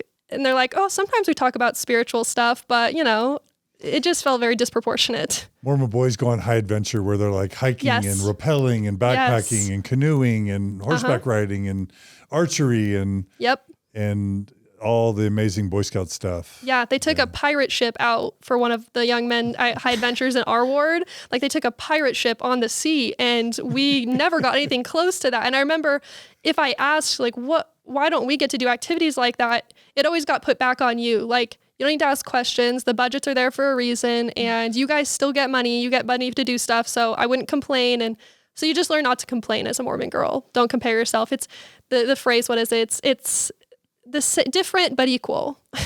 Everything's different but equal, but it's not. It's so weird making you try on wedding dresses before you're even at an age where that would be appropriate. Like it's so weird forcing this adult vision on you before you're even there. And then go-karting is like a perfectly reasonable thing for a 15-year-old boy to do. But then you're still a child having this adult life narrative put on you. Yeah. So disturbing. Yeah. It just teaches you to start thinking about marriage as a priority from age 12, basically. That's what you're going to do. And I wonder if what do Mormons think that people outside of the church are going to think of making 15-year-old girls wear a bunch of adult wedding dresses and point to the temple? Yeah. That to me is like peak cult imagery. Yeah. And I guess I've just learned it doesn't matter to them, I guess, because they're living a higher law and they understand the true meaning of it all. So everyone else that doesn't is just doesn't get it. So I wonder how it would go down if they made Mormon boys dress up in their dad's wedding suits and point to the temple. Like, is it just that girls are conditioned to be more compliant in Mormonism? So, they assume they have to give the boys more fun things to do. Yeah. Yeah, it's confusing, and I never got a good answer growing up on why that was. And just always felt weird. If this is skipping ahead, then put me to the side. But how did you said you were a tomboy until you're like 15, or what was the point when you stopped being a tomboy, and what went into that, and how did you feel about yourself being a tomboy in a culture that kind of demands femininity from girls? Great question. I grew up being a tomboy. I mean, all of elementary, I was super into it. And then I got into, even in middle school, I would say about 8th grade was when I changed my mind. I saw girls being pretty, and I saw the girls at church wearing dresses and skirts and not hating it. And I think that there was just something about it I wanted to feel. So I remember I got to this point where I was wearing like a dress to school, and my friends would be like, "What are you wearing?" And I'd say, "Oh, I lost a bet with my sister, so I have to wear this dress," because I felt like some embarrassment about wearing the dresses too. But I do think that there's like a emphasis on being feminine in the church that I saw myself distanced from, and I thought it's something I needed to be better at, because boys want feminine girls, no one wants the tomboy girl. So I did feel that way. Well, and I feel like 8th grade is when, as a girl, you really start looking around and thinking, okay, what's everyone else doing? What are the girls that the boys like doing? How can I be that? Oh, for sure. And it didn't help because there was a boy at my ward, and I overheard this, and it was at an activity, and he did not know I was listening, but he had said to somebody, "Oh, Chandler got hot this year." And so to me, it was like, oh, I started dressing more feminine and like brushing my hair and doing my hair, and all of a sudden I was hot, And so to me, I was like, oh, I'm doing something right. So that was rough. Probably made you feel special. Yes, it did. Okay. Yeah. All right. So you got your patriarchal blessing. Yep. And again, I guess I'll just repeat. You had the dud of Heavenly Father not being there when you really felt like you needed him most. Yep. And then you're excited about this patriarchal blessing. Yep. And so I relate to that because I was doing everything right. And I just was like, where are you? You know what I mean? Yeah. So and that's hard. I definitely, like, obviously there are things that I did, like having a boyfriend that people will say, oh, you weren't like that devoted, right? Which is silly to me. But the church meant everything to me. It really had meant everything to me. I regularly would tell myself, I think there's like that exercise everyone does. Oh, if someone put a gun to my head, would I say the church is true and die for it? And I knew that I would say, yes, I knew I would die for the church. But even worse, I always thought, like, what if the church had told me that I needed to like kill somebody for the church? And I would always like struggle with that question and be like, yeah, I would, because, in the Book of Mormon, he kills Laban because God demanded it. So I have to be that devout. So the church meant everything. There's nothing I wouldn't have done for it. I loved it. So me doing little things here and there that weren't perfect don't necessarily represent how much it meant to me and how serious, like we said, I was obsessive about anything other than doing stuff with a boyfriend. Everything else was 100%. I was there to do it exactly right. But yeah, so when things keep happening that didn't go as planned, I would definitely feel really bummed. And that's the rub, because we are literally created to not be able to live up to the church's standards. Nobody can live up to all the church's standards. Yeah. So we're always swimming in shame and inadequacy. Yeah. For one. And then there's this idea of blame reversal, where whenever you can't live up to the standards of a high demand religion or organization, it's always your fault. It's never the Lord's fault or the church's fault. It's always your fault. And that's always, again, good for the church because you feel like you need to work harder and do better and pay more tithing and be more righteous and be more faithful and lean on your bishop and your church leaders more. Yeah. You just so the house always wins, basically. Yeah, for sure. There was no getting out of it. There was never like, oh, I am doing everything right. There's just something else going wrong, or maybe this isn't true. The only answer was it could be me. Yeah. So it's definitely a trap. But, all right. Yeah. So where do things go? You're starting to get into college years now, right? Yeah. So it was senior year, and I BYU-Idaho was the only choice for me. I didn't take school very seriously because, once again, you're going to be a mom, so why take school very seriously? BYU-Idaho was cheap, and it's where you go to find a husband. So that's what I was going to do. Although I know there's a lot of pressure to get married early as a Mormon. I never felt like I wanted necessarily to get married young, even though that is what happens. But anyway, so I get accepted to BYU-Idaho, and I go off to BYU-Idaho. And it's the first time in my entire life that I start feeling anxiety and panic attacks. And I didn't quite have the words for it yet. I just thought I was feeling crazy. And then I talked to my mom. She's like, oh, it's just anxiety and panic attacks. It's normal. But I hadn't experienced them in my life before getting to BYU-Idaho. It was just such a different experience, a culture shock for sure. It was different than the EFY experience where everyone's Mormon. It's enjoyable because everyone knows what's going on. It was a very different judgmental type of environment. But once again, I got there and I was like, well, I'm going to impress all these people. If they're judging me, it's because I need to be doing better. So yeah, that began my BYU-Idaho experience of just, I'm going to prove all these people right and I'm going to be the best person. I get to start a new chapter. I'm going to meet a Mormon man and get married, and it's going to be great. And for our non-Mormon listeners, BYU Provo is the main BYU. It's the more academically rigorous one. It actually has pretty decently high academic standards for a U.S. university. It's in Provo, Utah, which is about an hour south of Salt Lake City. And so BYU-Idaho is in Rexburg, Idaho. BYU-Idaho is in Rexburg, Idaho, which I probably, let me think of how I want to say this. I don't want to call it, well, I guess let's just say that if Saudi Arabia is known as maybe one of the most extreme Muslim countries, right? I kind of think of Rexburg as kind of like Saudi Arabia Mormonism. It's pretty intense. It's really intense. It's very super intense. Ultra Orthodox. Yeah.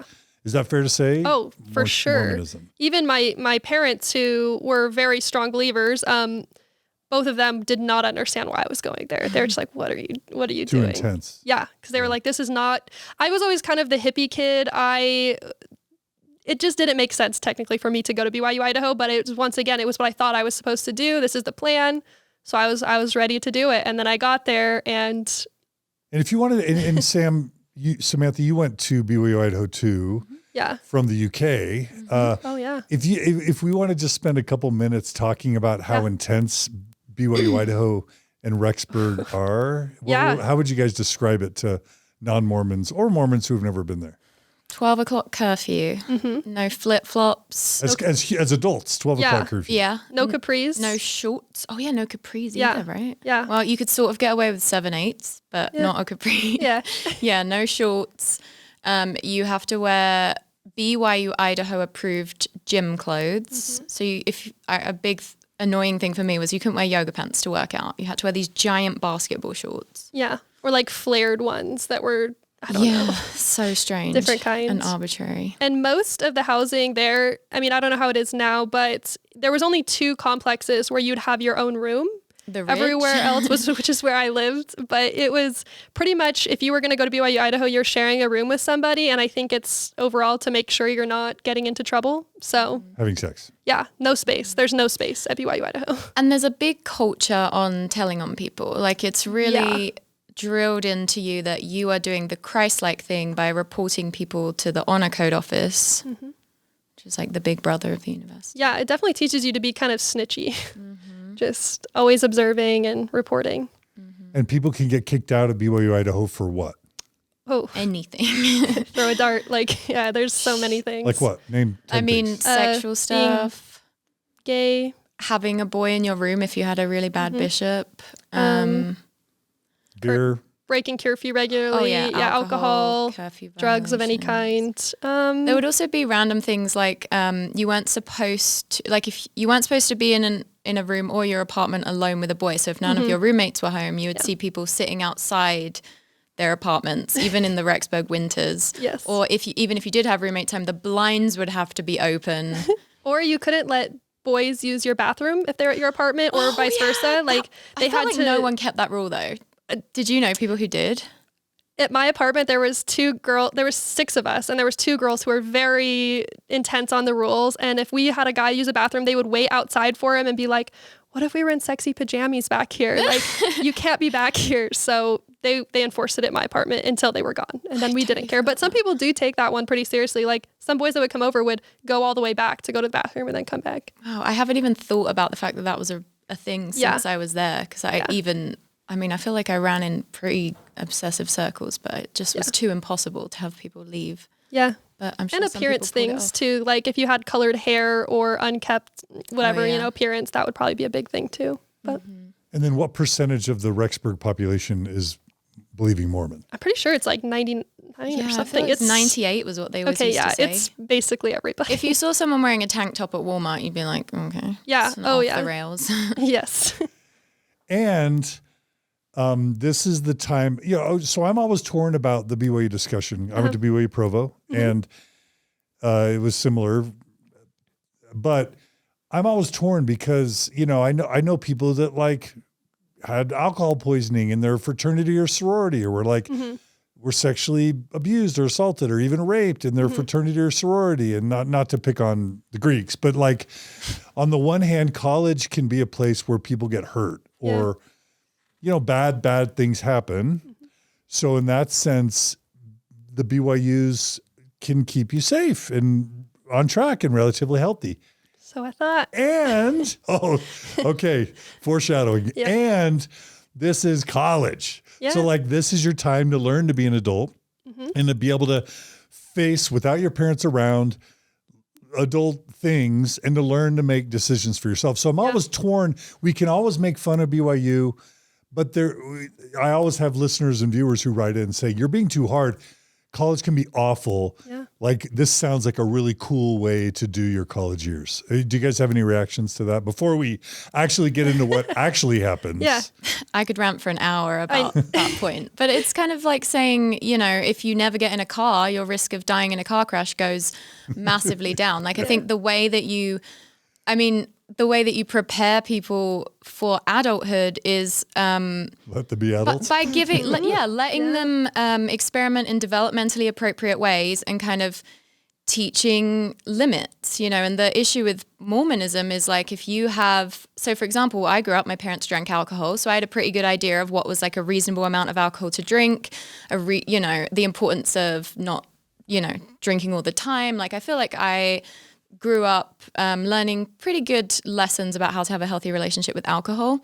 But if you're a Mormon kid and you try alcohol at college, you don't know any of that. You don't really, you don't have any guidelines in place or ways to check in with yourself. And so that can lead to, if people fall out of the belief system that is kind of keeping everything contained for them, then it's what's the difference between smoking weed and trying cocaine? The lines aren't really there. There's not that hierarchy of potential harm and danger.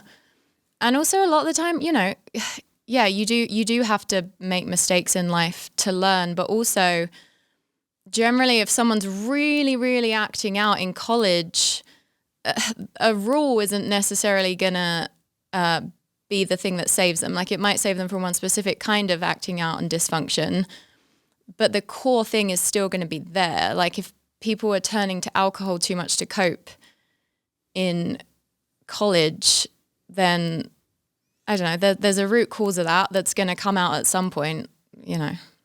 Anyway. What Yeah. do you think, Jenna?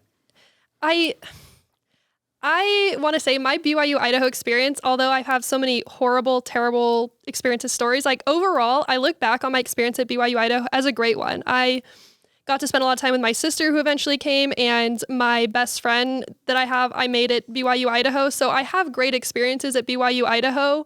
But I don't know. I want to say, there are so many good aspects to it. They're safer than other colleges, I guess. But I also think that a lot of people downplay the things that are going on that they just don't know about because it's all happening. It's just not being talked about, and people don't feel like they can come forward about things because they want to keep that good school reputation going. And that's what's hard for me. I remember I used to be on a BYU-Idaho Facebook page, and people were all upset because the Fat Cats there was going to start playing rated R movies, which was unique. And someone had said, we can't let this happen. There's going to start being rapes and murders here if this happens. And it's okay, murders, well, whatever. But rape's happening at BYU. It's happening at BYU-Idaho. It's happening everywhere, and it's just not being talked about. So in that way, it's almost more insidious. And yeah, you might not get your stomach pumped, but like the environment at BYU-Idaho, for the majority of people, even though I also would describe my time there at the time as enjoyable, it is like psychologically damaging because it is teaching you to be authoritarian in your thinking. It is a very shame-based culture. And so it's like, who can say what's worse, having to get your stomach pumped one time or, being set up for a lifetime of authoritarianism and psychological damage? I mean, you really can't, it's really hard to compare anything, but I don't think that the ways it might protect you overall are worth it. Yeah. Yeah. Yeah. Well, and let's get into it because I just remember when I worked for Microsoft, I talked to a lot of friends from Muslim countries where alcohol is supposed to be forbidden. And in some of these countries, women dress up from head to toe, completely covered. Yeah. And it wasn't like alcohol wasn't being consumed or sexual activity and or rape and assault weren't happening. It was just like we said, this culture of hiding and a public face and then what's going on in privates, where often the dark stuff happens when things are hidden. Yep. And forbidden. And so let's get into it. So yeah. So what were the good and I mean, you talked about the good of your experience, but yeah, what are the things you want to highlight about BYU-Idaho? So the good stuff came after the bad stuff, to be honest. So we can start with the harder stuff and then end on a better note because it's probably more positive. Yeah. But yeah, my first few semesters at BYU-Idaho, I just had random roommates, and they were all wonderful. I mean, I had some really strange ones, but they were great in their own ways. But one of my FHE brothers, he and I met, and what's an FHE brother?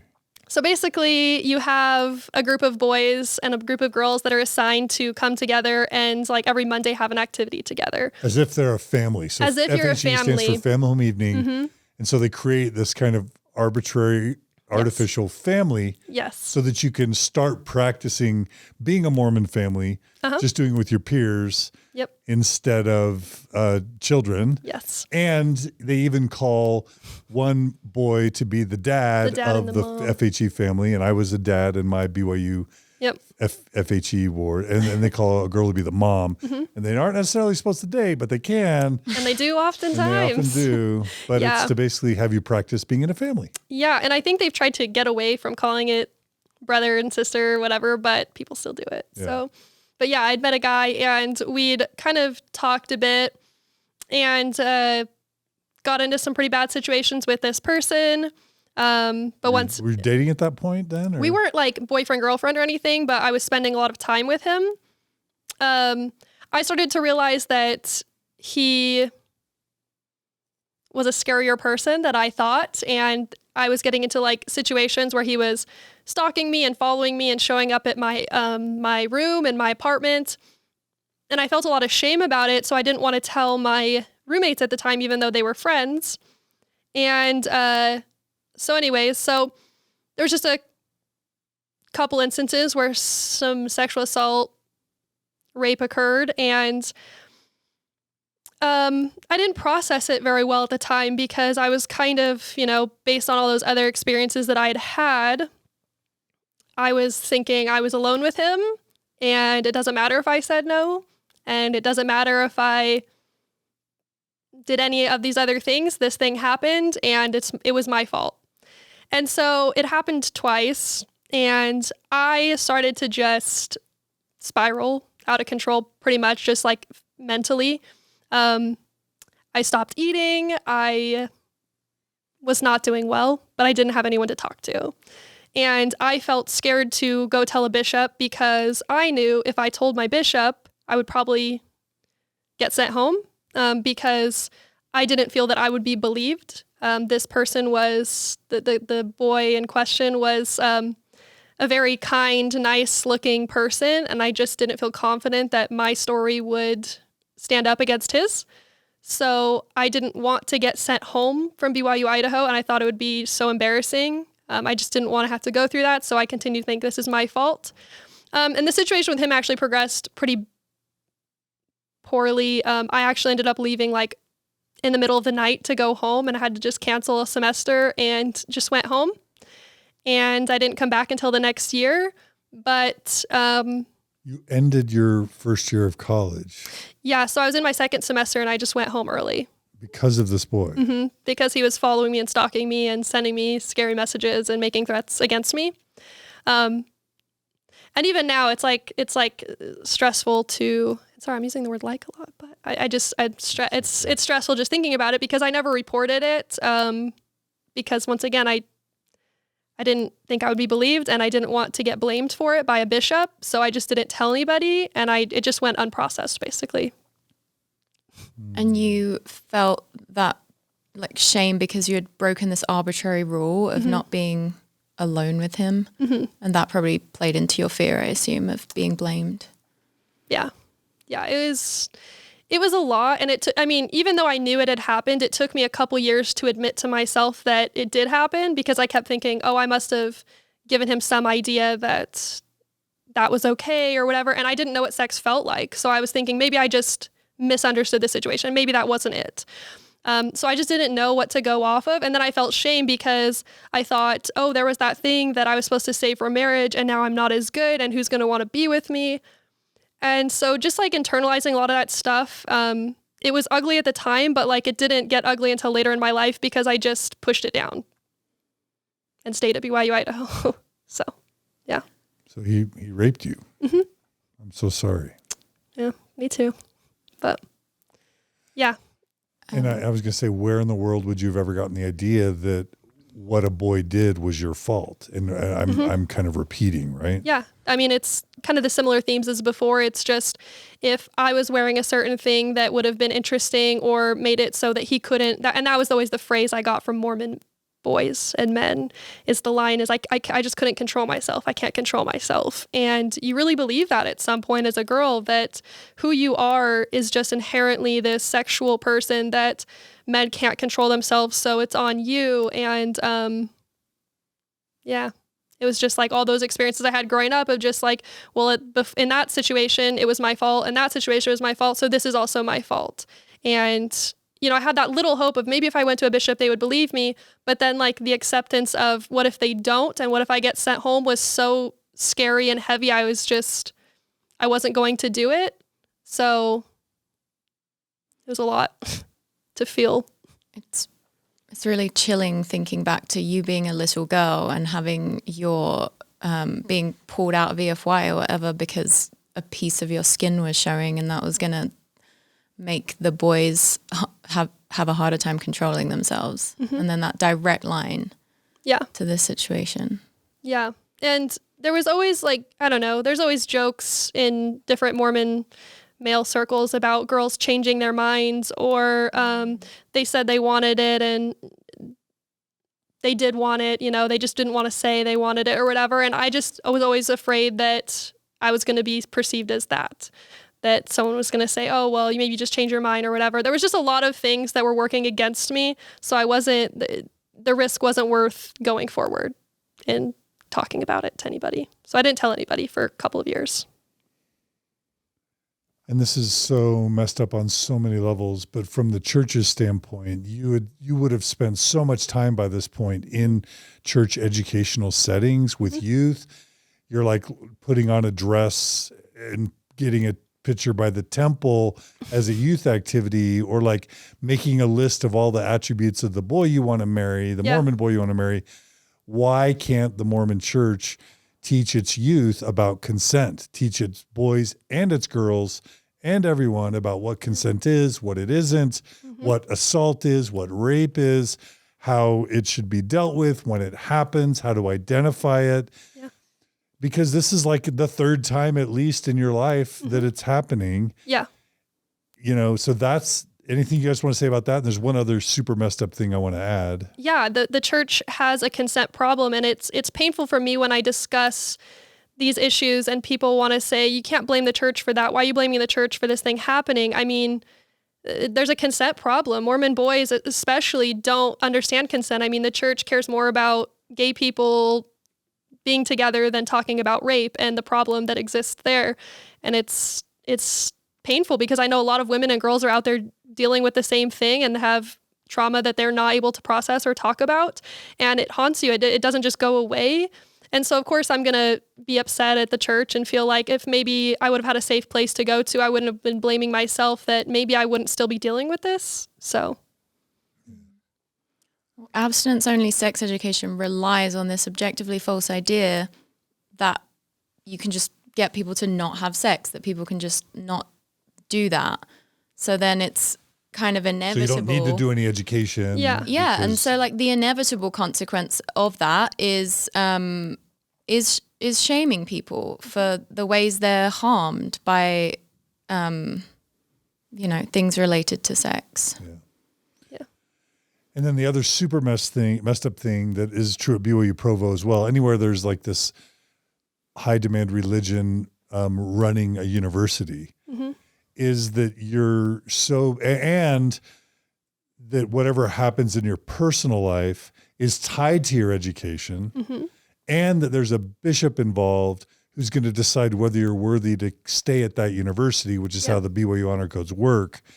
You can't go to this bishop as like a support to get help because you're petrified, terrified that if you actually go to this person for help, it might end your education, which it ended up ending anyway. Yeah. But you were a victim the whole time. And so the fact that you're an adult at this point, and that you had to be feared that by being raped and you telling someone that you were raped might get you sent home and not only end your education for that moment, but also be sent home in shame, where your parents, not just your parents, but the ward members and the people at your church and their congregation, they're like, oh, we know what you did because you came home early from BYU. Yep. That's wrong on just so many levels. Yeah. There was a lot of humiliation, shame at play that I wanted to avoid. But it's hard. I think it's seen just so casual from a church leadership standpoint, like, oh, well, it happens. And I just don't think they understand the severity of how it affects people. Because I just feel like part of me died, I guess, when that happens. A part of me, I just never get back. So. What do you mean?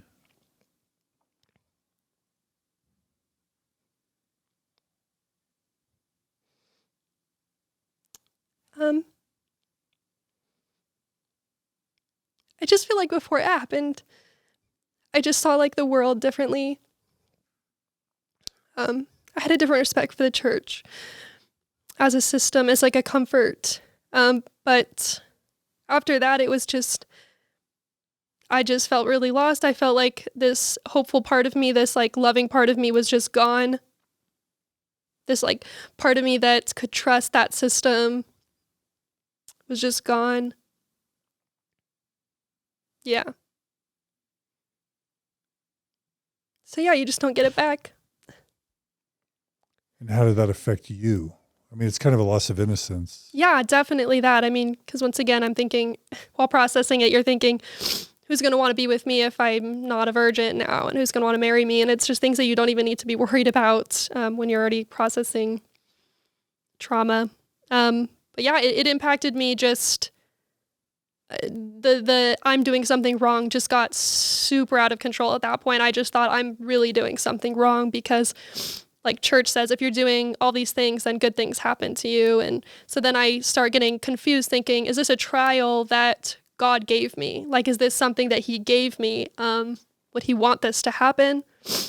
And I just didn't know the answer. And so this was another time in my life when I went back home that I was feeling really alone and just hopeless. And so it was the same room that I'd prayed in the first time when I was with that boyfriend in middle school. But I remember like praying again and just saying, here's all these things that are going on. And I'm trying. This time I really need something because I was so alone.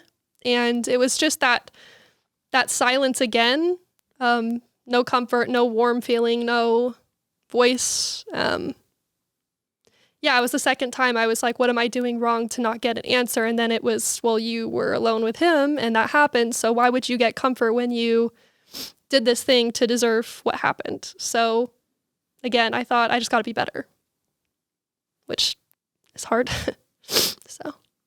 And Mormons are literally taught that if you sin, you're not worthy to experience the Holy Ghost, which is gone. God's comforter. Yep. Mm-hmm. And I remember it being a big teaching at the time that you're supposed to protect your virtue even with your life, which really neglects the reality of like rape and consent issues. Like that isn't, people aren't all getting chased down and violently raped. Like it's a complex phenomenon. For sure. Yeah. Yeah, it was. So, but I, like I said, I felt like I just got to be better. I got to do better. I got to make it all right. So came back to BYU-Idaho again the next year and was ready for a better experience. And luckily, the rest of my BYU-Idaho experience is a pretty good experience. Like, obviously, there are things that were not healthy, but I at least enjoyed it while I was there. So the rest is good. And that was the semester I came back that I think I actually met you. I think it was around that time. Did we meet through boyfriend that we both knew? It was sorry, somebody. Yeah. Really quickly, the boy that raped you, did he just end up going on a mission and doing the normal Mormon thing? He stayed at BYU-Idaho. Okay. Yeah.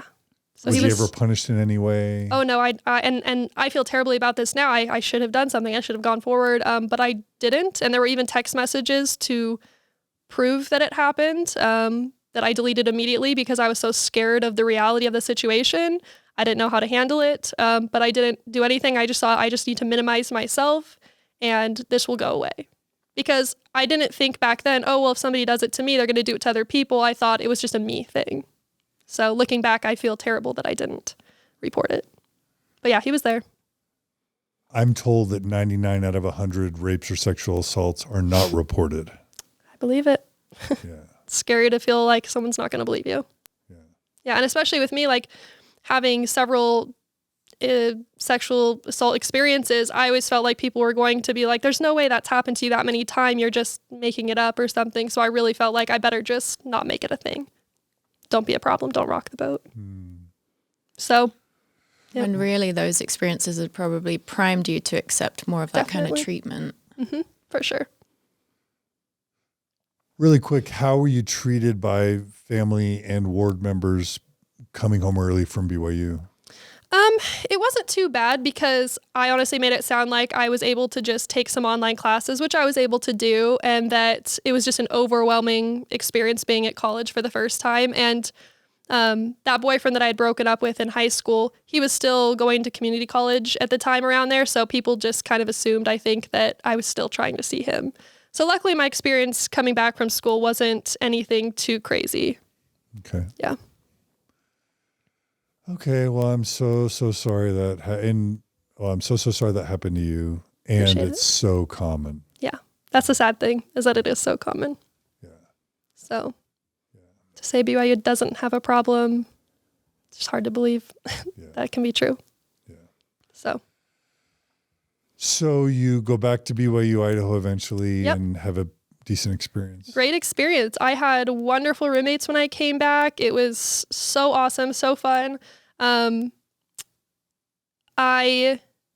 was the semester I started to date this guy who was pretty extreme, and he made me feel like I was not good enough, which was also not good for me because I thought he was right. He would say like, I couldn't introduce you to my mom because your Facebook picture is really inappropriate. And it would be like me in a tankini, like not even like an inch of my stomach. And I would like cry and be mad and then think, oh my gosh, he's right. He's a priesthood holder. Like he knows what he's talking about. I should delete those pictures.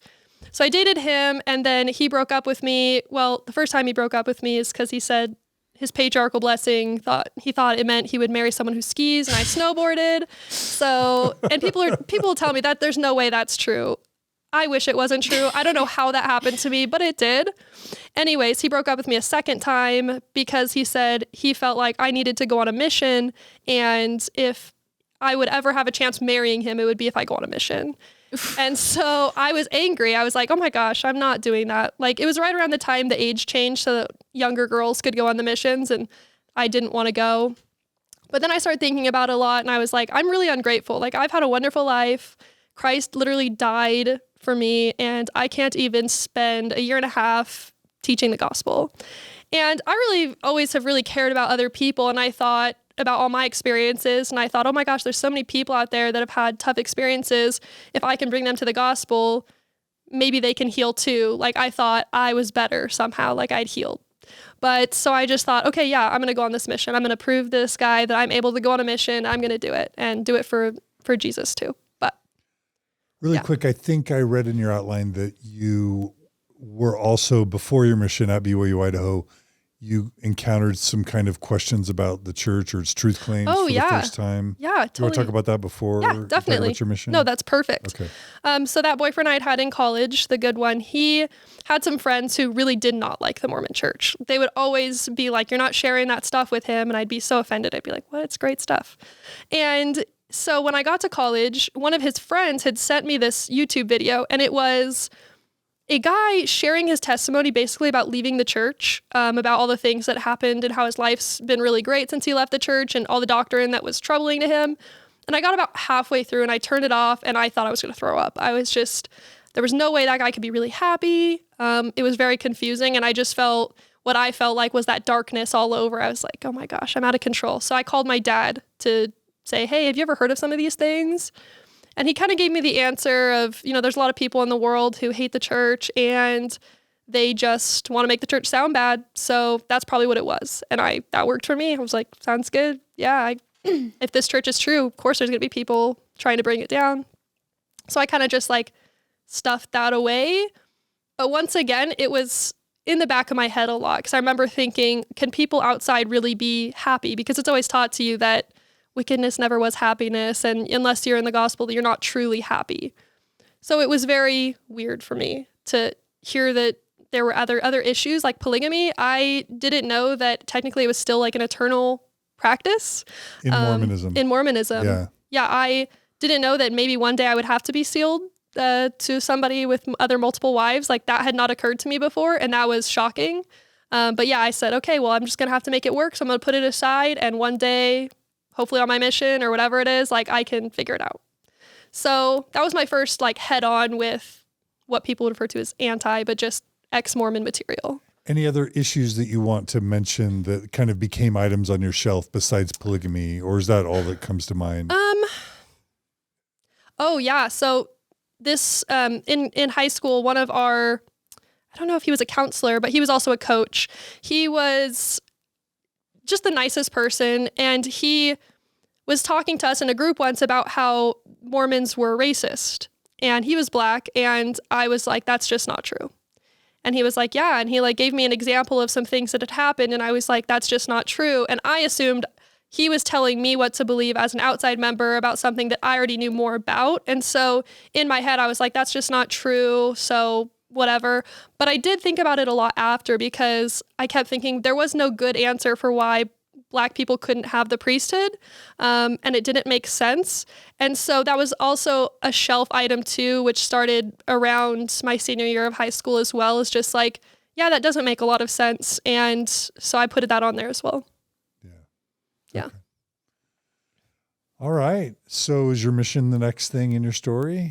Yeah, I think so. So did you graduate from BYU-Idaho? No, not by this point. No. Okay. No. So you're 19, 20? I think I was about 20 at the time. And you're like going on a mission. Yeah. Yep. Okay. So I was going on a mission. I got called to Arcadia, California, which was cool, but it was also, it's only like an hour from family members that I have in California. So I was kind Sacramento. Yeah. Well, I have friends in like family in Palmdale. So it's so close. So I was like, oh no, I'm going to run into family. So I didn't like that. Wait, so how far is Arcadia from Sacramento? I think it's like 6 or so hours. It's far from Sacramento, but I do have family Southern California. That's lame. At least get a different state. I know. So I was like, well, whatever. I was not happy with it, but you do like the reaction video and you don't want to look like you're upset. So you're like, oh my gosh. This is amazing. Yeah, you're so excited. But you always wanted to go foreign or somewhere cool, speak a language. So I didn't. So another one of those bubbles that's just burst. But I was like, I'm going to do it. I'm going to do awesome. And so yeah, and my call date, it was like just over a month to when I'd report to the MTC from when I got the call. So it was super fast. So I was going to have to go through the temple and get to the mission in like I think it was like 45 days period. And I was once again at BYU-Idaho at the time, mid-semester. And I was like, oh, so I'm going to have to cut this semester again and go on my mission. Wait, they set your mission date in a way that Mid-semester. made you have to stop your college I still don't know how. I still don't know how to say like this is the date I'm available. Yeah, But they just bypassed it. it just said it was like 45 days. I have no idea how that They must have happened. screwed up because I've never heard of someone getting yanked out of college mid-semester. Especially a to go on church mission. school. Yeah, it didn't make any sense, and all of us were like, "Huh, that's so weird." But you didn't question it. Why? No, yeah, why Must be would I? inspired. Absolutely not. Because I was why? like, it was the Lord calling me there, and they needed me now, so I was gonna go. So yeah, I was not gonna ask questions. So I was like, awesome, Wow. sounds good. So you cut short Another semester. another semester. of Yeah, college. and in my mind, it was, who cares about education? Once again, you're gonna get married, so why does it matter? That's kind of how I felt. Man, bummer. Yeah, definitely. Okay. So I go home to get all ready, and my mom, takes me shopping to get all the clothes and stuff. And then it comes to getting endowed. And my bishop, when he interviewed me before I went to get endowed, he basically pitched it like, if we were to take somebody from Africa and put them in your life, they would probably think it's really weird. And it's not weird. It's just not what they're used to, which I find it weird that he used Africa as an example. And then he basically said the same thing. If we took you and we put you in like a tribal situation, you wouldn't understand it. It's not weird. It's just different. So you kind of have to look at the temple as different, not weird. And so when it's pitched to you that way, you're going to accept pretty much anything because you're like, oh, well, if it's for the Lord, and it's okay. But I had no idea what it was going to be like. And if I could just jump in for our non-Mormon listeners, getting endowed, what's that? So think of like the Mormon temple endowment as like the baptism. Well, baby's blessing is what happens when you're a baby. That's like first Mormon ritual. Uh-huh. Second Mormon ritual is getting baptized at 8. Mm-hmm. If you're a boy, you get the priesthood when you're 12, and then you get new levels at 14 and at 16. But then the next major thing is when you think of it as like baptism for adults. It's like spiritual college where you get to go to the temple, not to do baptisms for the dead, which you're allowed to do as a youth. That's your first time to enter the temple normally as a Mormon kid. Yeah. But you go to the Mormon temple, you do what's called the washings and anointings, which is where they touch your body with oil and they bless you, and they basically wash you clean through symbolism and oil and naked touching so that you can be purified, kind of like a baptism for adults. And then you do what's called the endowment ceremony, where you are given the garments that you're supposed to wear, Mormon sacred underwear, and then you make these covenants with Heavenly Father to obey the law of chastity, the law of consecration, the law of whatever, law of obedience. You make these promises to God, and then he promises you that you'll be a god or a goddess someday when you die and go to super special celestial kingdom Mormon heaven. And you're given a new name, which all high demand religions do, is they give you a new name, and you have to learn these handshakes that they tell you will be required for you to get into heaven once you make it to heaven. Yes. And so it's this super special, like a quinceañera, kind of like second communion in the Catholic Church, but like for adults, but like one of the most special sacred experience, supposed to be one of the most special and sacred experiences of your life. Now, did I get that wrong? Nope. Do you want to add anything, Samantha? Well, you also don't fully know what you're agreeing to Yeah, until no, you're in yeah, there. no. And they're like, is everyone good with this? And you just, of course, everyone's Yeah, good. they're like, well, okay, I before we guess. do this, anybody Yeah. want to bail now, as Yeah. if they're giving you consent. But you have Yeah. no idea what you're getting into, right? Is that what Oh, you're saying? no, for sure Yeah. not. Yeah, you kind of find out when you're there. Because in Mormonism, you're not supposed to ever talk about the temple outside the temple. Nope. And so no one can tell you what you're about to do. Although it has got better over the years. Not just what happens in the temple, but I do feel like there's more, by the time I did it, there was more conversation than like when you probably did it. But what it actually is basically Joseph Smith stole a bunch of stuff from the Masonic Lodge temple ceremony, wrapped it in a bunch of Adam and Eve, New Testament kind of stuff. And so you're basically going through a really weird Masonic ritual with the handshakes and the tokens and signs and penalties. Yep. And it feels super, you're dressed up in all this weird clothes and you have no idea what's about to happen. So I'm sorry. We don't explain these things to non-members. And No, so it's I have no perfect. idea what we're talking about. No, so it's perfect. So how is it for you? So yeah, I feel like a lot of my Mormon experience was me thinking, if other people are going to have a hard time with this, I better learn how to embrace it so that I can help other people embrace it. Because if I can't do it, then what do I expect other people to do? So I always took it on that way. So when I went through the temple, after hearing my bishop put it that way, I was like, oh, something's going to be weird because he's making it sound like something I got to be really prepared for. And so I remember getting my new name, and I thought it was divine because it's actually my middle name. So I was like, this is amazing.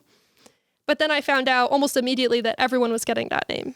Everyone who goes to that day gets the same name. Yes. And it's like a calendar schedule. Yep. So we all think it's like, oh, mine is Isaiah. You know what I mean? The Lord has something. I need to learn about Isaiah, but no. It's like, what day is it of the week, of the year, of the month? Yep. Okay, everyone gets that name. Exactly. So immediately I felt unspecial. I was like, awesome. And so I was like, this is going to be good. And the lady sits down with me and explains how to wear your garments and when you should wear your garments. Which is always. Which is always. And make no exceptions, basically. And she said, yeah, so when you go through the temple, you're probably not going to understand a lot of it. And I can't remember what apostle she used as an example, but he said that even by the end of his life, he was just starting to get it. So don't feel a lot of pressure to understand everything. And I was like, sounds good. And so we get in there, and first you make the promises that like you will basically give everything you have to the church. And I'm thinking, I already do. Sounds good. Yep. And then they say, if anyone wants to leave, and you're just like, no, that would be so embarrassing. I'm going to stay right here, and you're ready for it. And then they show you the long video. And I kind of liked the video because, you just sit there and watch it. But all I could think about during the video was like, what about the dinosaurs? Where did the dinosaurs fall into this picture?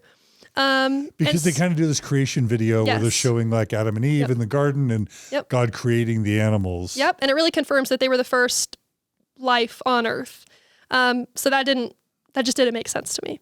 But you go through all the handshakes and all the stuff and all the changing, and you're just trying to make sure you're not the one standing out when you're doing all this stuff. So that part was a little embarrassing, but anyway, so you get through and I got through to the celestial room, which is the room after the ceremony. And I felt peaceful, but I didn't feel any overwhelming spiritual confirmations that what I did was the right thing or amazing. I was just kind of sitting there and thinking, but what about the dinosaurs? This just doesn't work. And so my parents are awesome, and they took me to dinner afterward, and they said, we know we can't really talk about a lot of it, but do you have any questions? And so again, I said, what about dinosaurs? And they said, well, we don't really know all the answers, but we like to believe that God, if he's perfect, he has an understanding of evolution and that falls into place somewhere. So just don't worry about it too much. And I thought, all right, sounds good. These people are older than me and they've been through the temple way more than me. So I'll just accept that answer. And so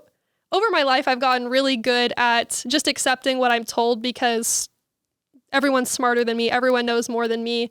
I'm just this like Mormon girl who knows nothing. So never asking myself critical questions. So yeah, it was just a weird, there's the part where you cover your face as a girl and the guys don't cover their face. That really bothered me. But once again, you don't say anything about it. And knowing that my future husband was going to get to hear my name, but I wouldn't get to hear his name really bothered me too. And being told that I would be a goddess or whatever, or to my husband, that I wasn't get to be whatever. It's only if I got married to a husband that I would get to be in the highest degree of heaven. That bothered me too. But didn't say anything about that. Did you have any moments of fear while it was happening, or like a kind of like moment where you zoom out and you're like, this does seem really cool to you?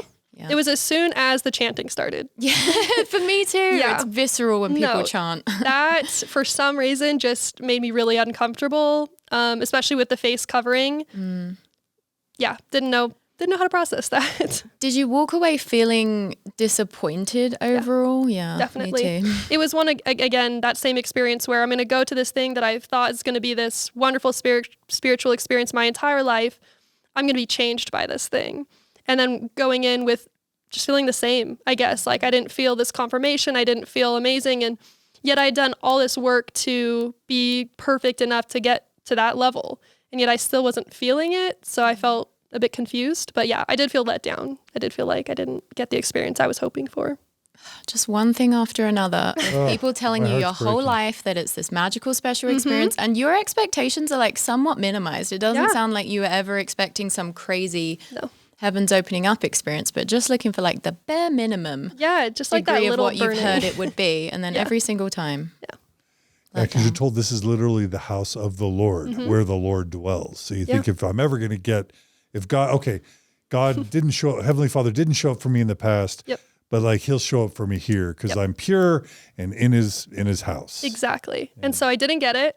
And I do remember thinking, this is as close as what it's supposed to feel like. So maybe I need to, I'm going on this mission. And then when I come back after, I'll have it because I'll be confirmed that I did the right thing finally. So I kept putting it off. Like, it'll just be later. It'll just be later once I've done the right thing. Well, how'd that go? Is that all about the temple? Anything else? Yeah, it's pretty brief. So yeah, that was my temple How'd you like the experience. garments? Karenessa.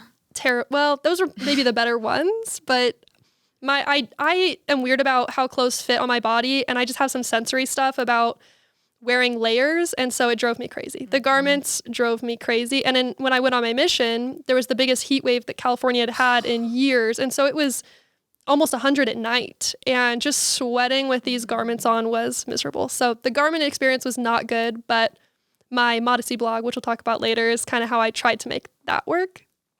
But yeah, so my mission, I was not there for very long. I was there for maybe a total of a month and a half, including the MTC.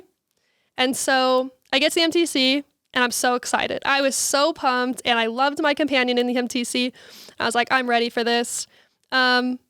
And I really loved my whole experience. I thought I was prepared. I felt great. Well, the only bad thing that happened in the MTC was there was like a neurovirus going around, and I have a paralyzing fear of throwing up. And I got the virus, and so I was throwing up in the MTC, and they made me come out into like the main area in the sunshine to get a blessing from one of the elders in our district, and that felt really embarrassing. But other than that, I really liked my MTC experience. It was very short. 2 weeks, right? Yeah, it was, well, no, 3 so weeks? mine was just over a week because it was when they were really starting to move everyone through. It was the every member a missionary push. When I was there, we had the big thing at the Marriott Center where all the apostles and the prophet came and spoke, and we got to sing for them. So I was like right in front of them. I was on LDS.org's main page, actually. They had me in the picture. It was so... Are you a singer? Do you like sing? Oh, no. I just sang because I wanted to be close to the apostles at the time. I was like, yeah, this is awesome. David Bednar gave us a thumbs up, and I was like, oh, this is so cool. Sweet. So embarrassing. Now I'm like, oh, David Bednar. But yeah, so yeah, it was kind of this really cool time to be in the MTC because there was this huge push for members to start helping more, and I thought this is going to be amazing. I had no anxiety in the MTC, so I was like, my anxiety is cured. Like, I went off my Lexapro, and this is amazing. This is the answer. So I felt so excited. Okay, so I'm just going to note, now sometimes there's biological depression, so we don't want to say your use of SSRIs was necessarily situational. But I don't think this is, we've made this explicit. Oh. So your experiences growing up possibly left you in a depressed state that you needed SSRIs just to kind of survive Mormonism. For sure. When I got to BYU-Idaho is when my anxiety and depression was really intense. So I actually got on it around then. And then after the sexual assault and in college, it was definitely safe for me just to stay on it. So it was right before I went on my mission that I was like, I'm ready to get off of this because I think that my mission's going to make me better. It's kind of what I thought. I'm so sorry. Yeah. Why do you think you had that alleviation of anxiety in the MTC? I think I was just on a spiritual high, I guess is what I would refer to. Like, I just felt like I was in the right place at the right time, and I was just distracted by how much stuff there was to do. I didn't have time to be sad or whatever it was. Like, I was nervous, but I felt like I was really making my family proud, and I felt like I was doing that thing that would get me that spiritual confirmation. So I think it was just a spiritual high, and obviously, like I said, I was only out there for a short period of time, so it didn't last for very long, and it only lasted in the MTC, because as soon as I got into the field, it was overwhelming. It was so scary. So yeah, as soon as I got into the field, having to tell wonderful adult people that they need to be baptized into a different church and that they're wrong because our church is the one true church, and it caused so much anxiety in me immediately. It was people that were so wonderful. I mean, I had such good conversations with some of these non-members and less active members that we were teaching.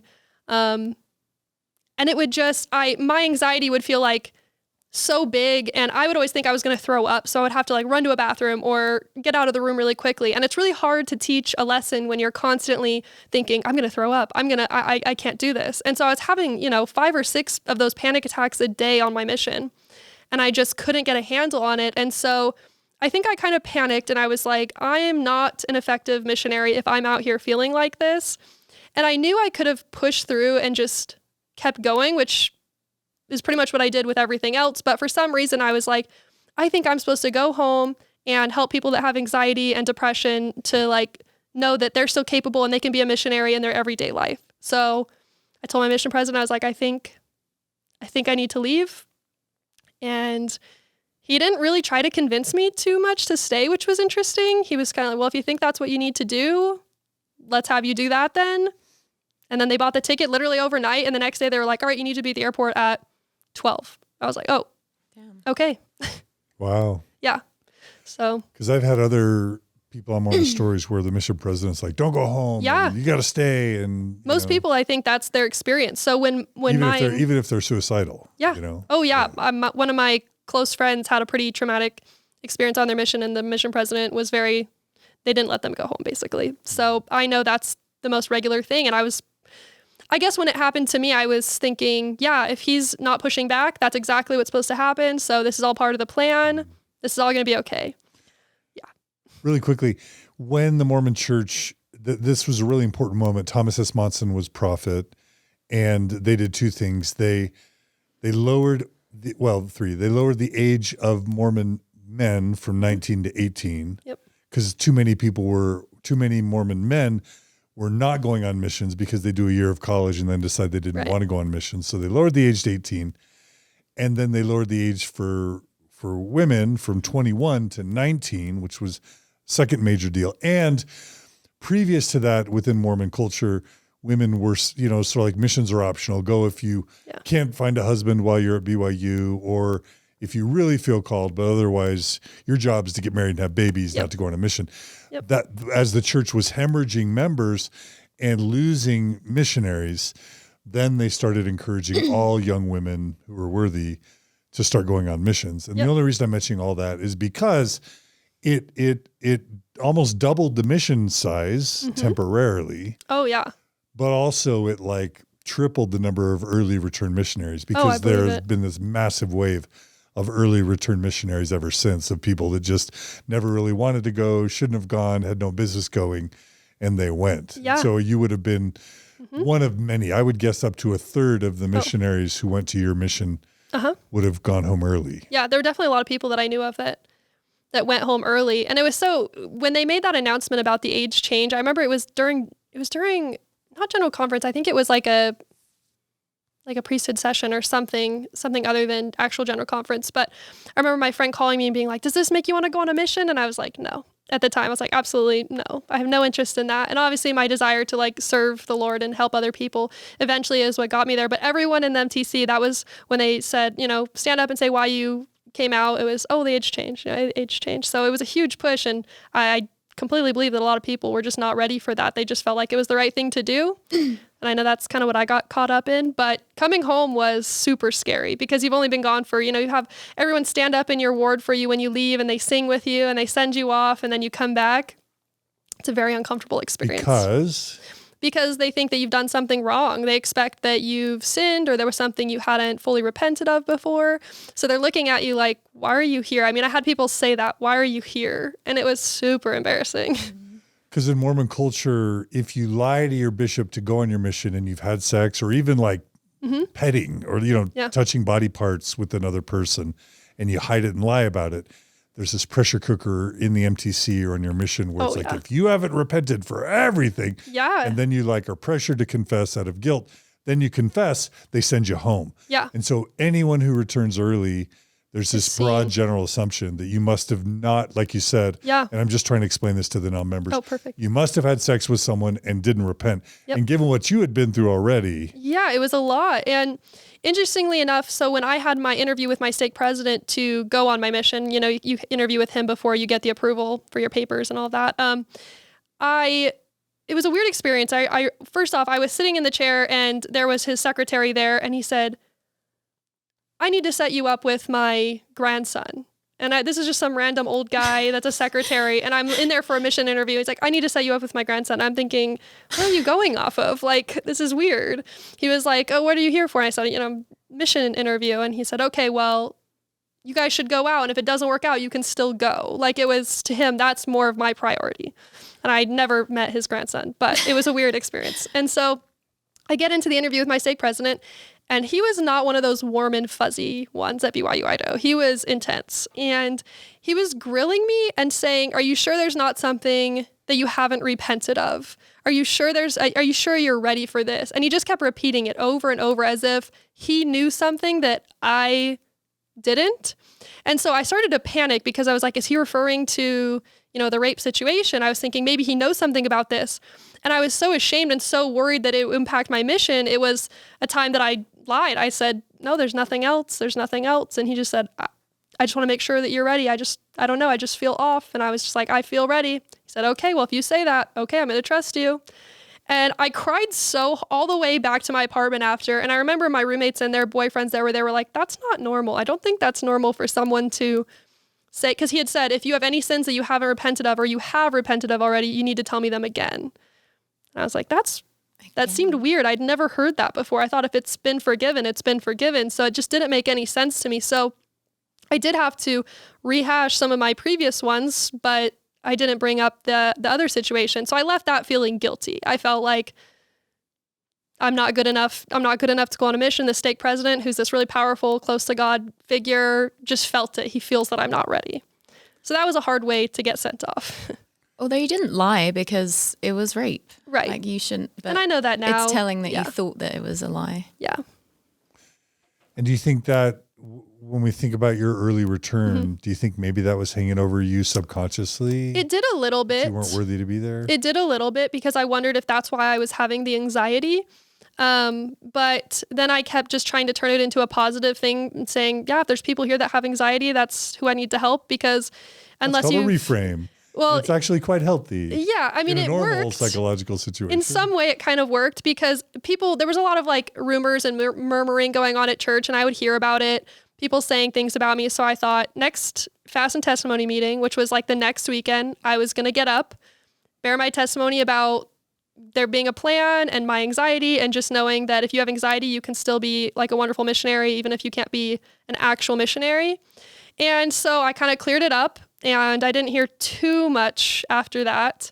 And I felt like at that point, it seemed like a really good place to be. And then basically was ready to go back to BYU-Idaho again when the next semester was going to start. So didn't even skip a beat, really. So not a ton of shame for going home early. There wasn't for like the first like week or two, there was a lot because like I said, I sat in church and I had people staring at me, and then they said, "Why are you here? Yeah. What are you doing?" Yeah. And so, and I'd heard people said that, oh, maybe Chandler had sex with that boyfriend or whatever it was. So I'd heard people saying things.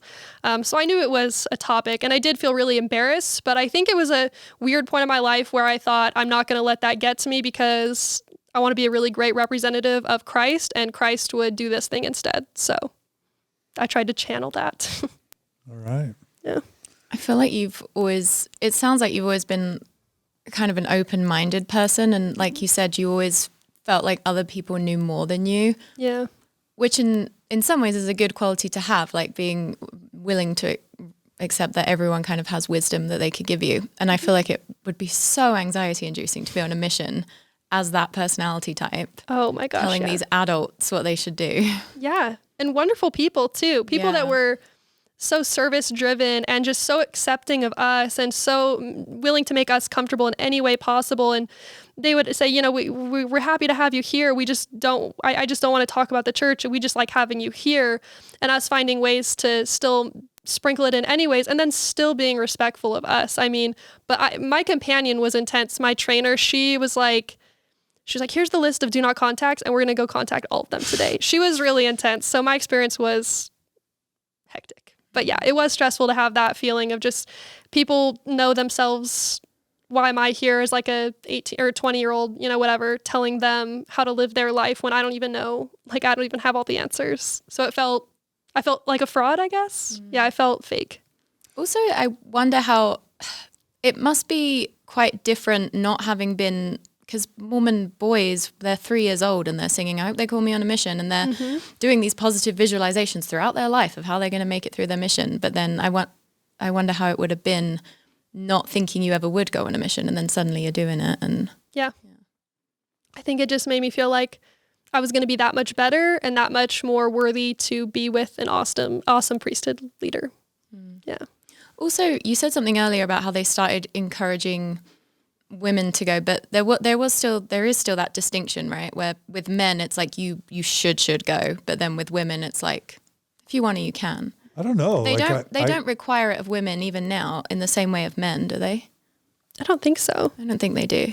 It's still I think there's maybe more of a pressure for women just because we've put it on ourselves for some reason. But yeah, I don't think it's like looked down on as a girl if you didn't go the same way it would be for a guy, I think. Yeah. Okay. And like, I wonder if that played into your mission presidents. I mean, I'm sure it's just personality dependent too. Yeah. But he was a good person. I liked my mission president, luckily. And I do want to just re-highlight something I've already highlighted, which is one thing a high demand religion really has to do, and this is again from the vow, they need to get you to get comfortable suppressing your inner voice and doing things you're uncomfortable with. Yes. Because that's how they gain undue influence. And in this case, it sounds like, unless you created this narrative after, it sounds like you knew that you were going to tell these people in California that they weren't doing life right. Yeah. And that you, a 20-year-old girl, Mormon girl, knew how these grown ass adults, sorry, I didn't mean to swear. You knew how these other grown adults should be living their lives.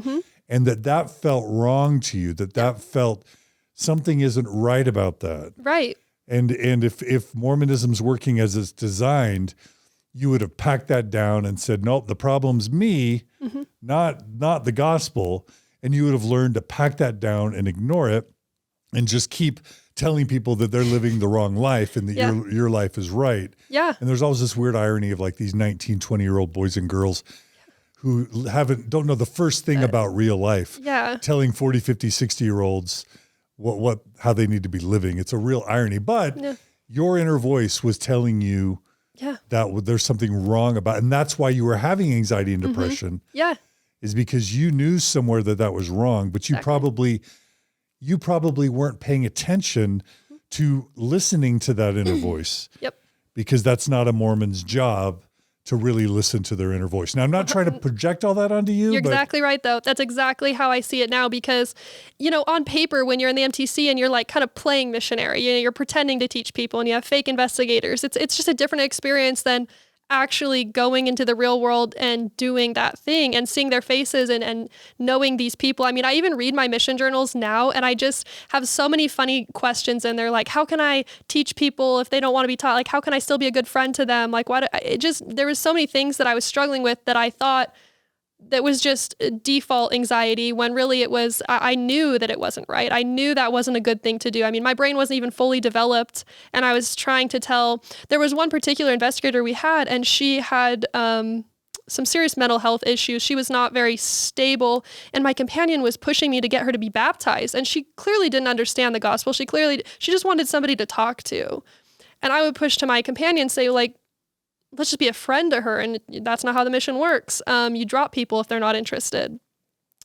And that just felt so uncomfortable to me. So yeah, I just thought I'm just not strong enough. And this anxiety is getting in the way. So how can I be a good missionary if I feel this all the time? I got to do it on my own terms. Because the other thing that I felt on my mission was, if I feel overwhelmed, I can listen to music or I can sleep in a little bit or I can take a walk or whatever it is. And on your mission, there's just that realization sinks in pretty fast that I'm not going to have that for a year and a half. Like, I'm not going to get to listen to whatever music I want to listen to, or if I'm overwhelmed, I can't just sit down and watch a movie. Like, I'm working basically for that long with anxiety. So it just became clear to me that there was no way I was going to be able to do it, but that I had to make it work some other way. It's also interesting how your conditioning as a Mormon woman to always assume that other people know more than you kind of worked against the mission program for you, because you were like, who am I to tell these people stuff? Yeah. And I think I tried to picture Christ a lot of the time too, and I couldn't picture Christ doing it either, which was the funny thing. I couldn't imagine him just going in and asking all these people to change their entire lives. Like, I just thought it would be more simple. Like, he would have just sat with them. He would have been a friend to them. And I didn't feel like that's what I got to do. And I knew if I was doing it on my own terms, I could be more Christ-like. But also that still didn't make any sense to me at the time, because Christ is the center of the church, right? It's like in the name. So it didn't make sense. And one of the first revelations Joseph Smith reportedly ever received was that all of the creeds of all the other religions were an abomination unto God. Like, literally, that is Mormon religious doctrine. tolerance. Right. And so you have to tell someone, if they're a devout, happy, healthy Catholic or evangelical Christian or Muslim, it's like, you're in the wrong, corrupt, bad, abominable church. Join the true church. Yeah, it's so awkward when someone asks you, why is my baptism not valid? Why is my belief not valid? Why is yours any better? Because I think it is. Because someone told me it is. Yeah, like it just didn't make sense. It felt so uncomfortable. It's like you didn't have enough of a superiority complex. Definitely. Oh no, I'd been beaten down enough to know. That's the danger of sending women out there who have been raised in a church where they're inferior. How's that going to work? Yeah, women are going to change the church, the direction of everything. Well, honestly, I'm personally now glad you left early, I guess. Me too. Yeah. Me too. I'm glad I didn't. Now I don't have to mourn that loss either. So I'm glad I came home. Of a year and a half, basically. Yeah. The time I came home was great. That's definitely when I met you about. Because when I came home, the guy who had told me I should go on a mission, he had a roommate, and him and I started talking, and he said, oh yeah, so-and-so said he knew that you weren't going to be able to make it. Ew. And that was really upsetting, because I was like, oh, I knew I wasn't good enough to do a mission. And I just felt so shameful. But yeah. How long were you out for, did you say? Like just shy of a couple of months. Oh, okay. Yeah. It's a long time to be in that setting, though. When you really it felt think like about forever. Like a couple of months in such an extreme setting is really... Not being able to talk to your family or friends or anything. It was super overwhelming. Like that's a level of resilience. I don't know if I could do that.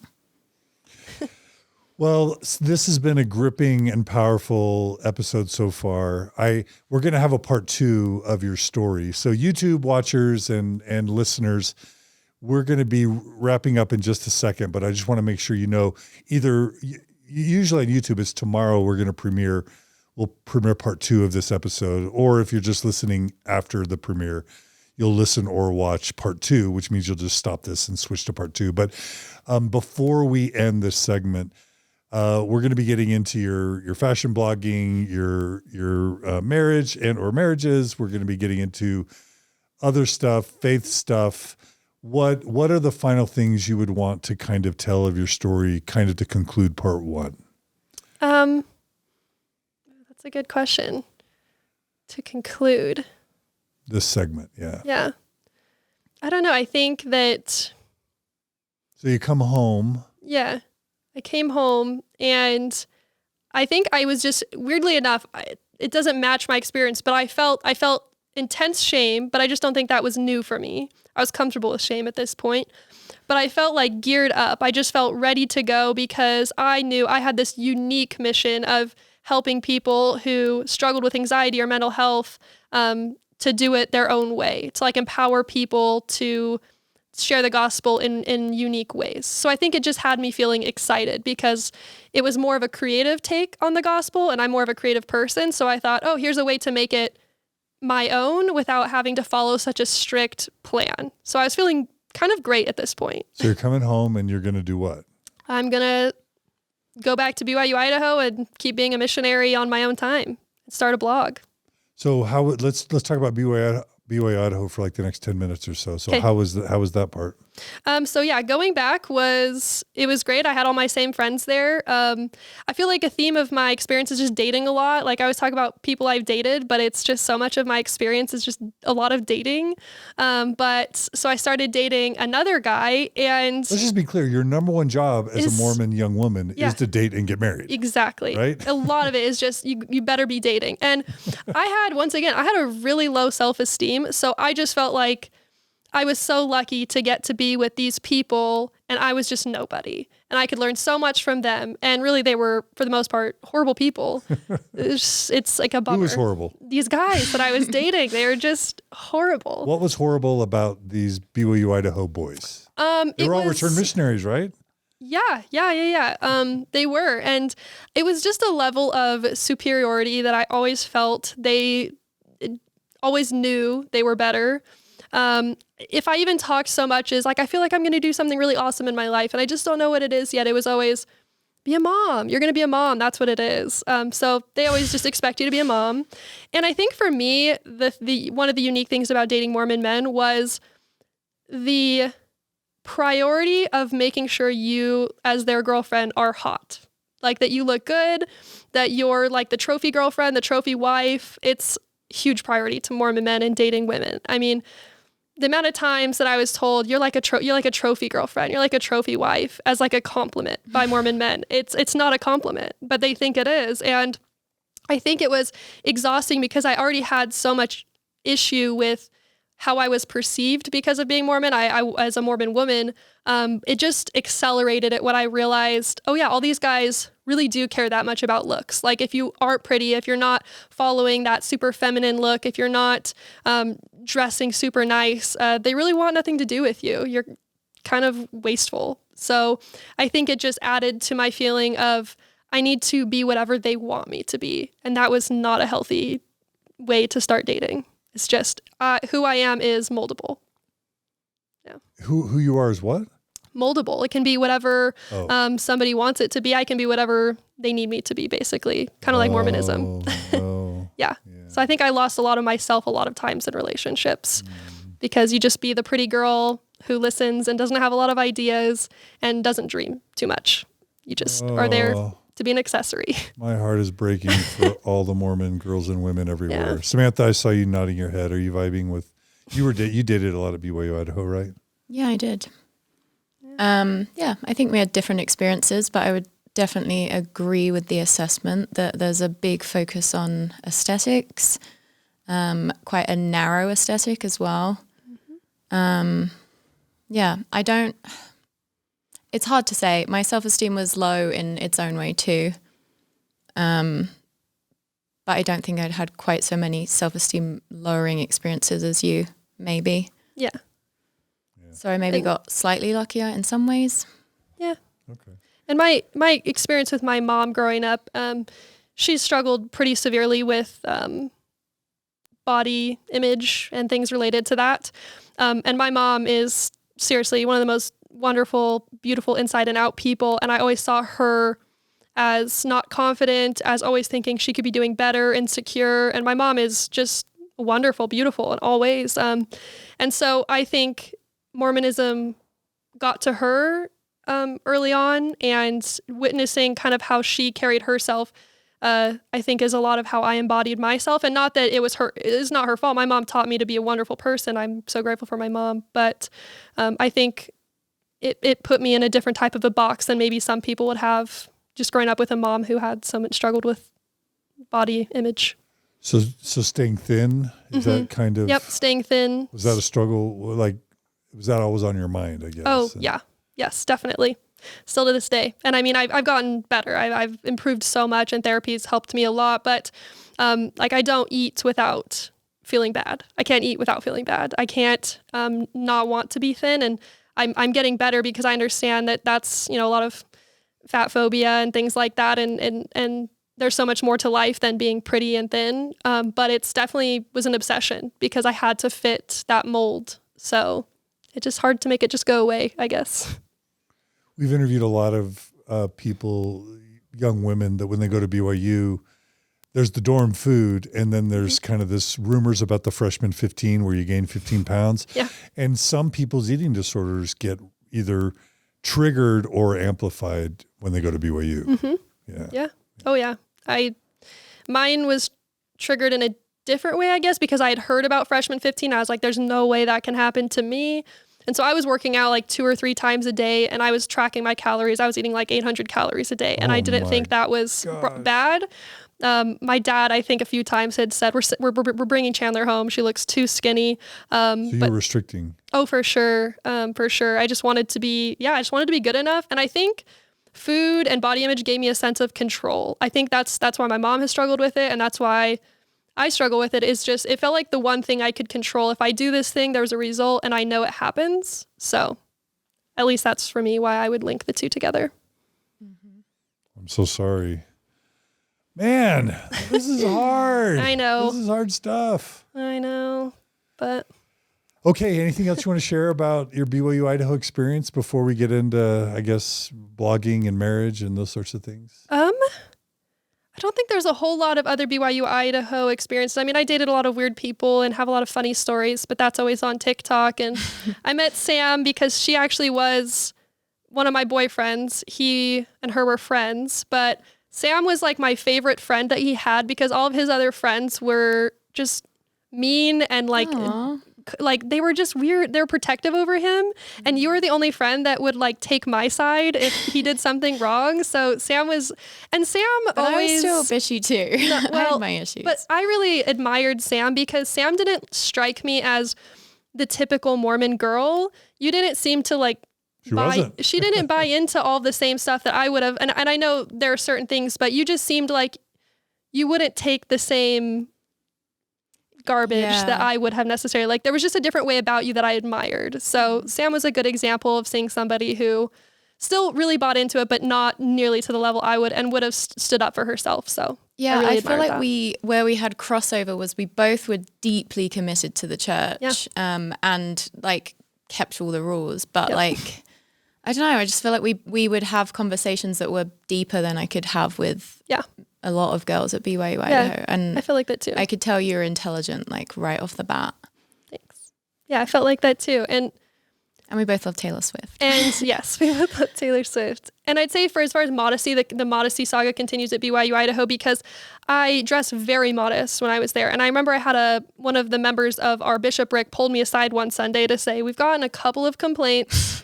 Actually 3 complaints about modesty on you, Miss Chandler. And he said, because what were you wearing? Let people know. I'm sure it was like bikinis. It was a fitted dress to my knees with like long sleeves and no low neckline. It's literally just that boys thought she was hot. So they were like, she must be immodest. The weirdest part, so he said to me, the first counselor, he had said, I wouldn't have said anything. I haven't seen you wear anything that I would say is immodest, but I've gotten 3 complaints now. And he said 2 were from young men and 1 is from a young woman. Jealous. And so there was just a lot of things like that with modesty. But in that situation, I cried my eyes out and I could tell he felt super bad. And then again, I thought, I need to be better. I just need to do better. So I'm going to step it up. And that's actually when my fashion blog idea kind of started coming together. Well, I want our listeners to hear, your TikToks are amazing. Thank you. And I don't want to, I mean, if you guys want to share any of those dating experiences or I don't want to lose that, but you know, or if you don't want to share, that's fine too. I mean, it was just a lot of.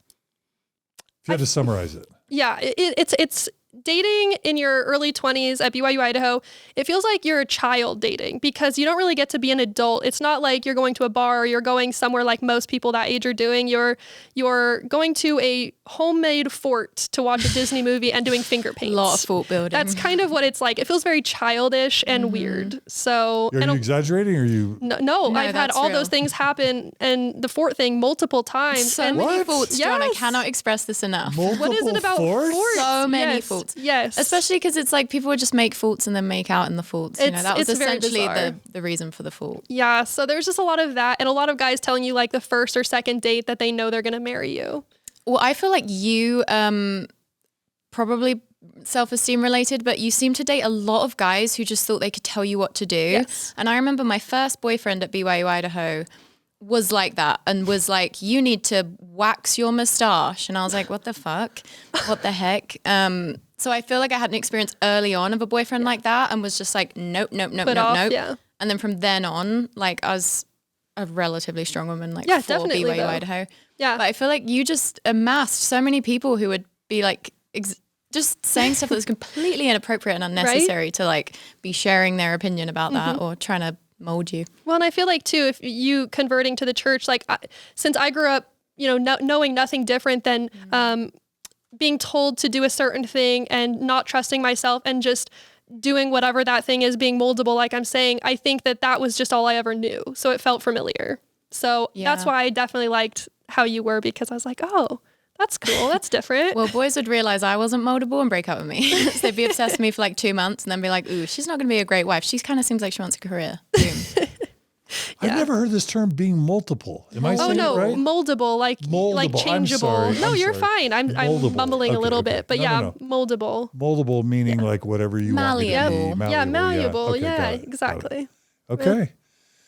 All right. Well, listeners, this Chandler, this has been an amazing part one. It's heartbreaking and so sad and disheartening in so many ways to see how continually you are trying your best to be what the church wants you to be, and how just time after time you're disappointed. The church and the Mormon Heavenly Father just don't, they don't live up to your awesomeness. And it's heartbreaking, but it's also so powerful that you're willing to share this and be vulnerable, including the sexual assault stuff, because we know that this is going to help so many people. Thank you. So thank you so much for what you've shared so far. And this is just part one. We've got a part two. Yeah, we're just getting into it. I love it. Thank you. So really quickly, we're going to end part one.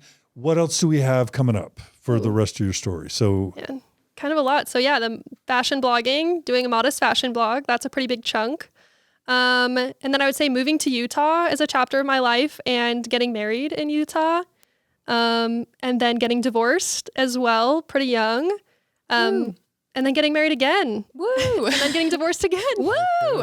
So, and then TikTok. So big all that divorce energy. Yeah, big divorce energy. And faith transition stuff. Yes, and faith transition. Yeah, losing my faith. That is why we're here. So, yeah.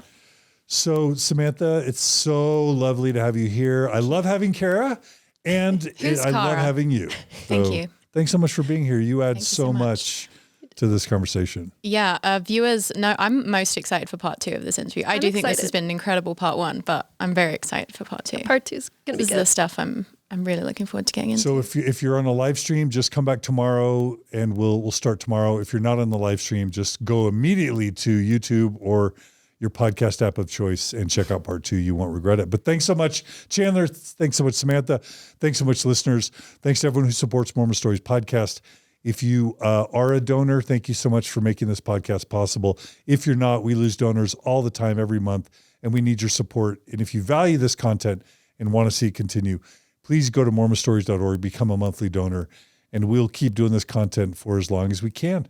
So thanks, everyone. Email us at mormonstories@gmail.com if you have any feedback, comment, and follow us and all the good stuff. And join us right now, immediately. Join us for part two of our interview with Chandler. Divorce. Thanks, good. All right. Thanks, everybody. Thanks. Talk to you soon.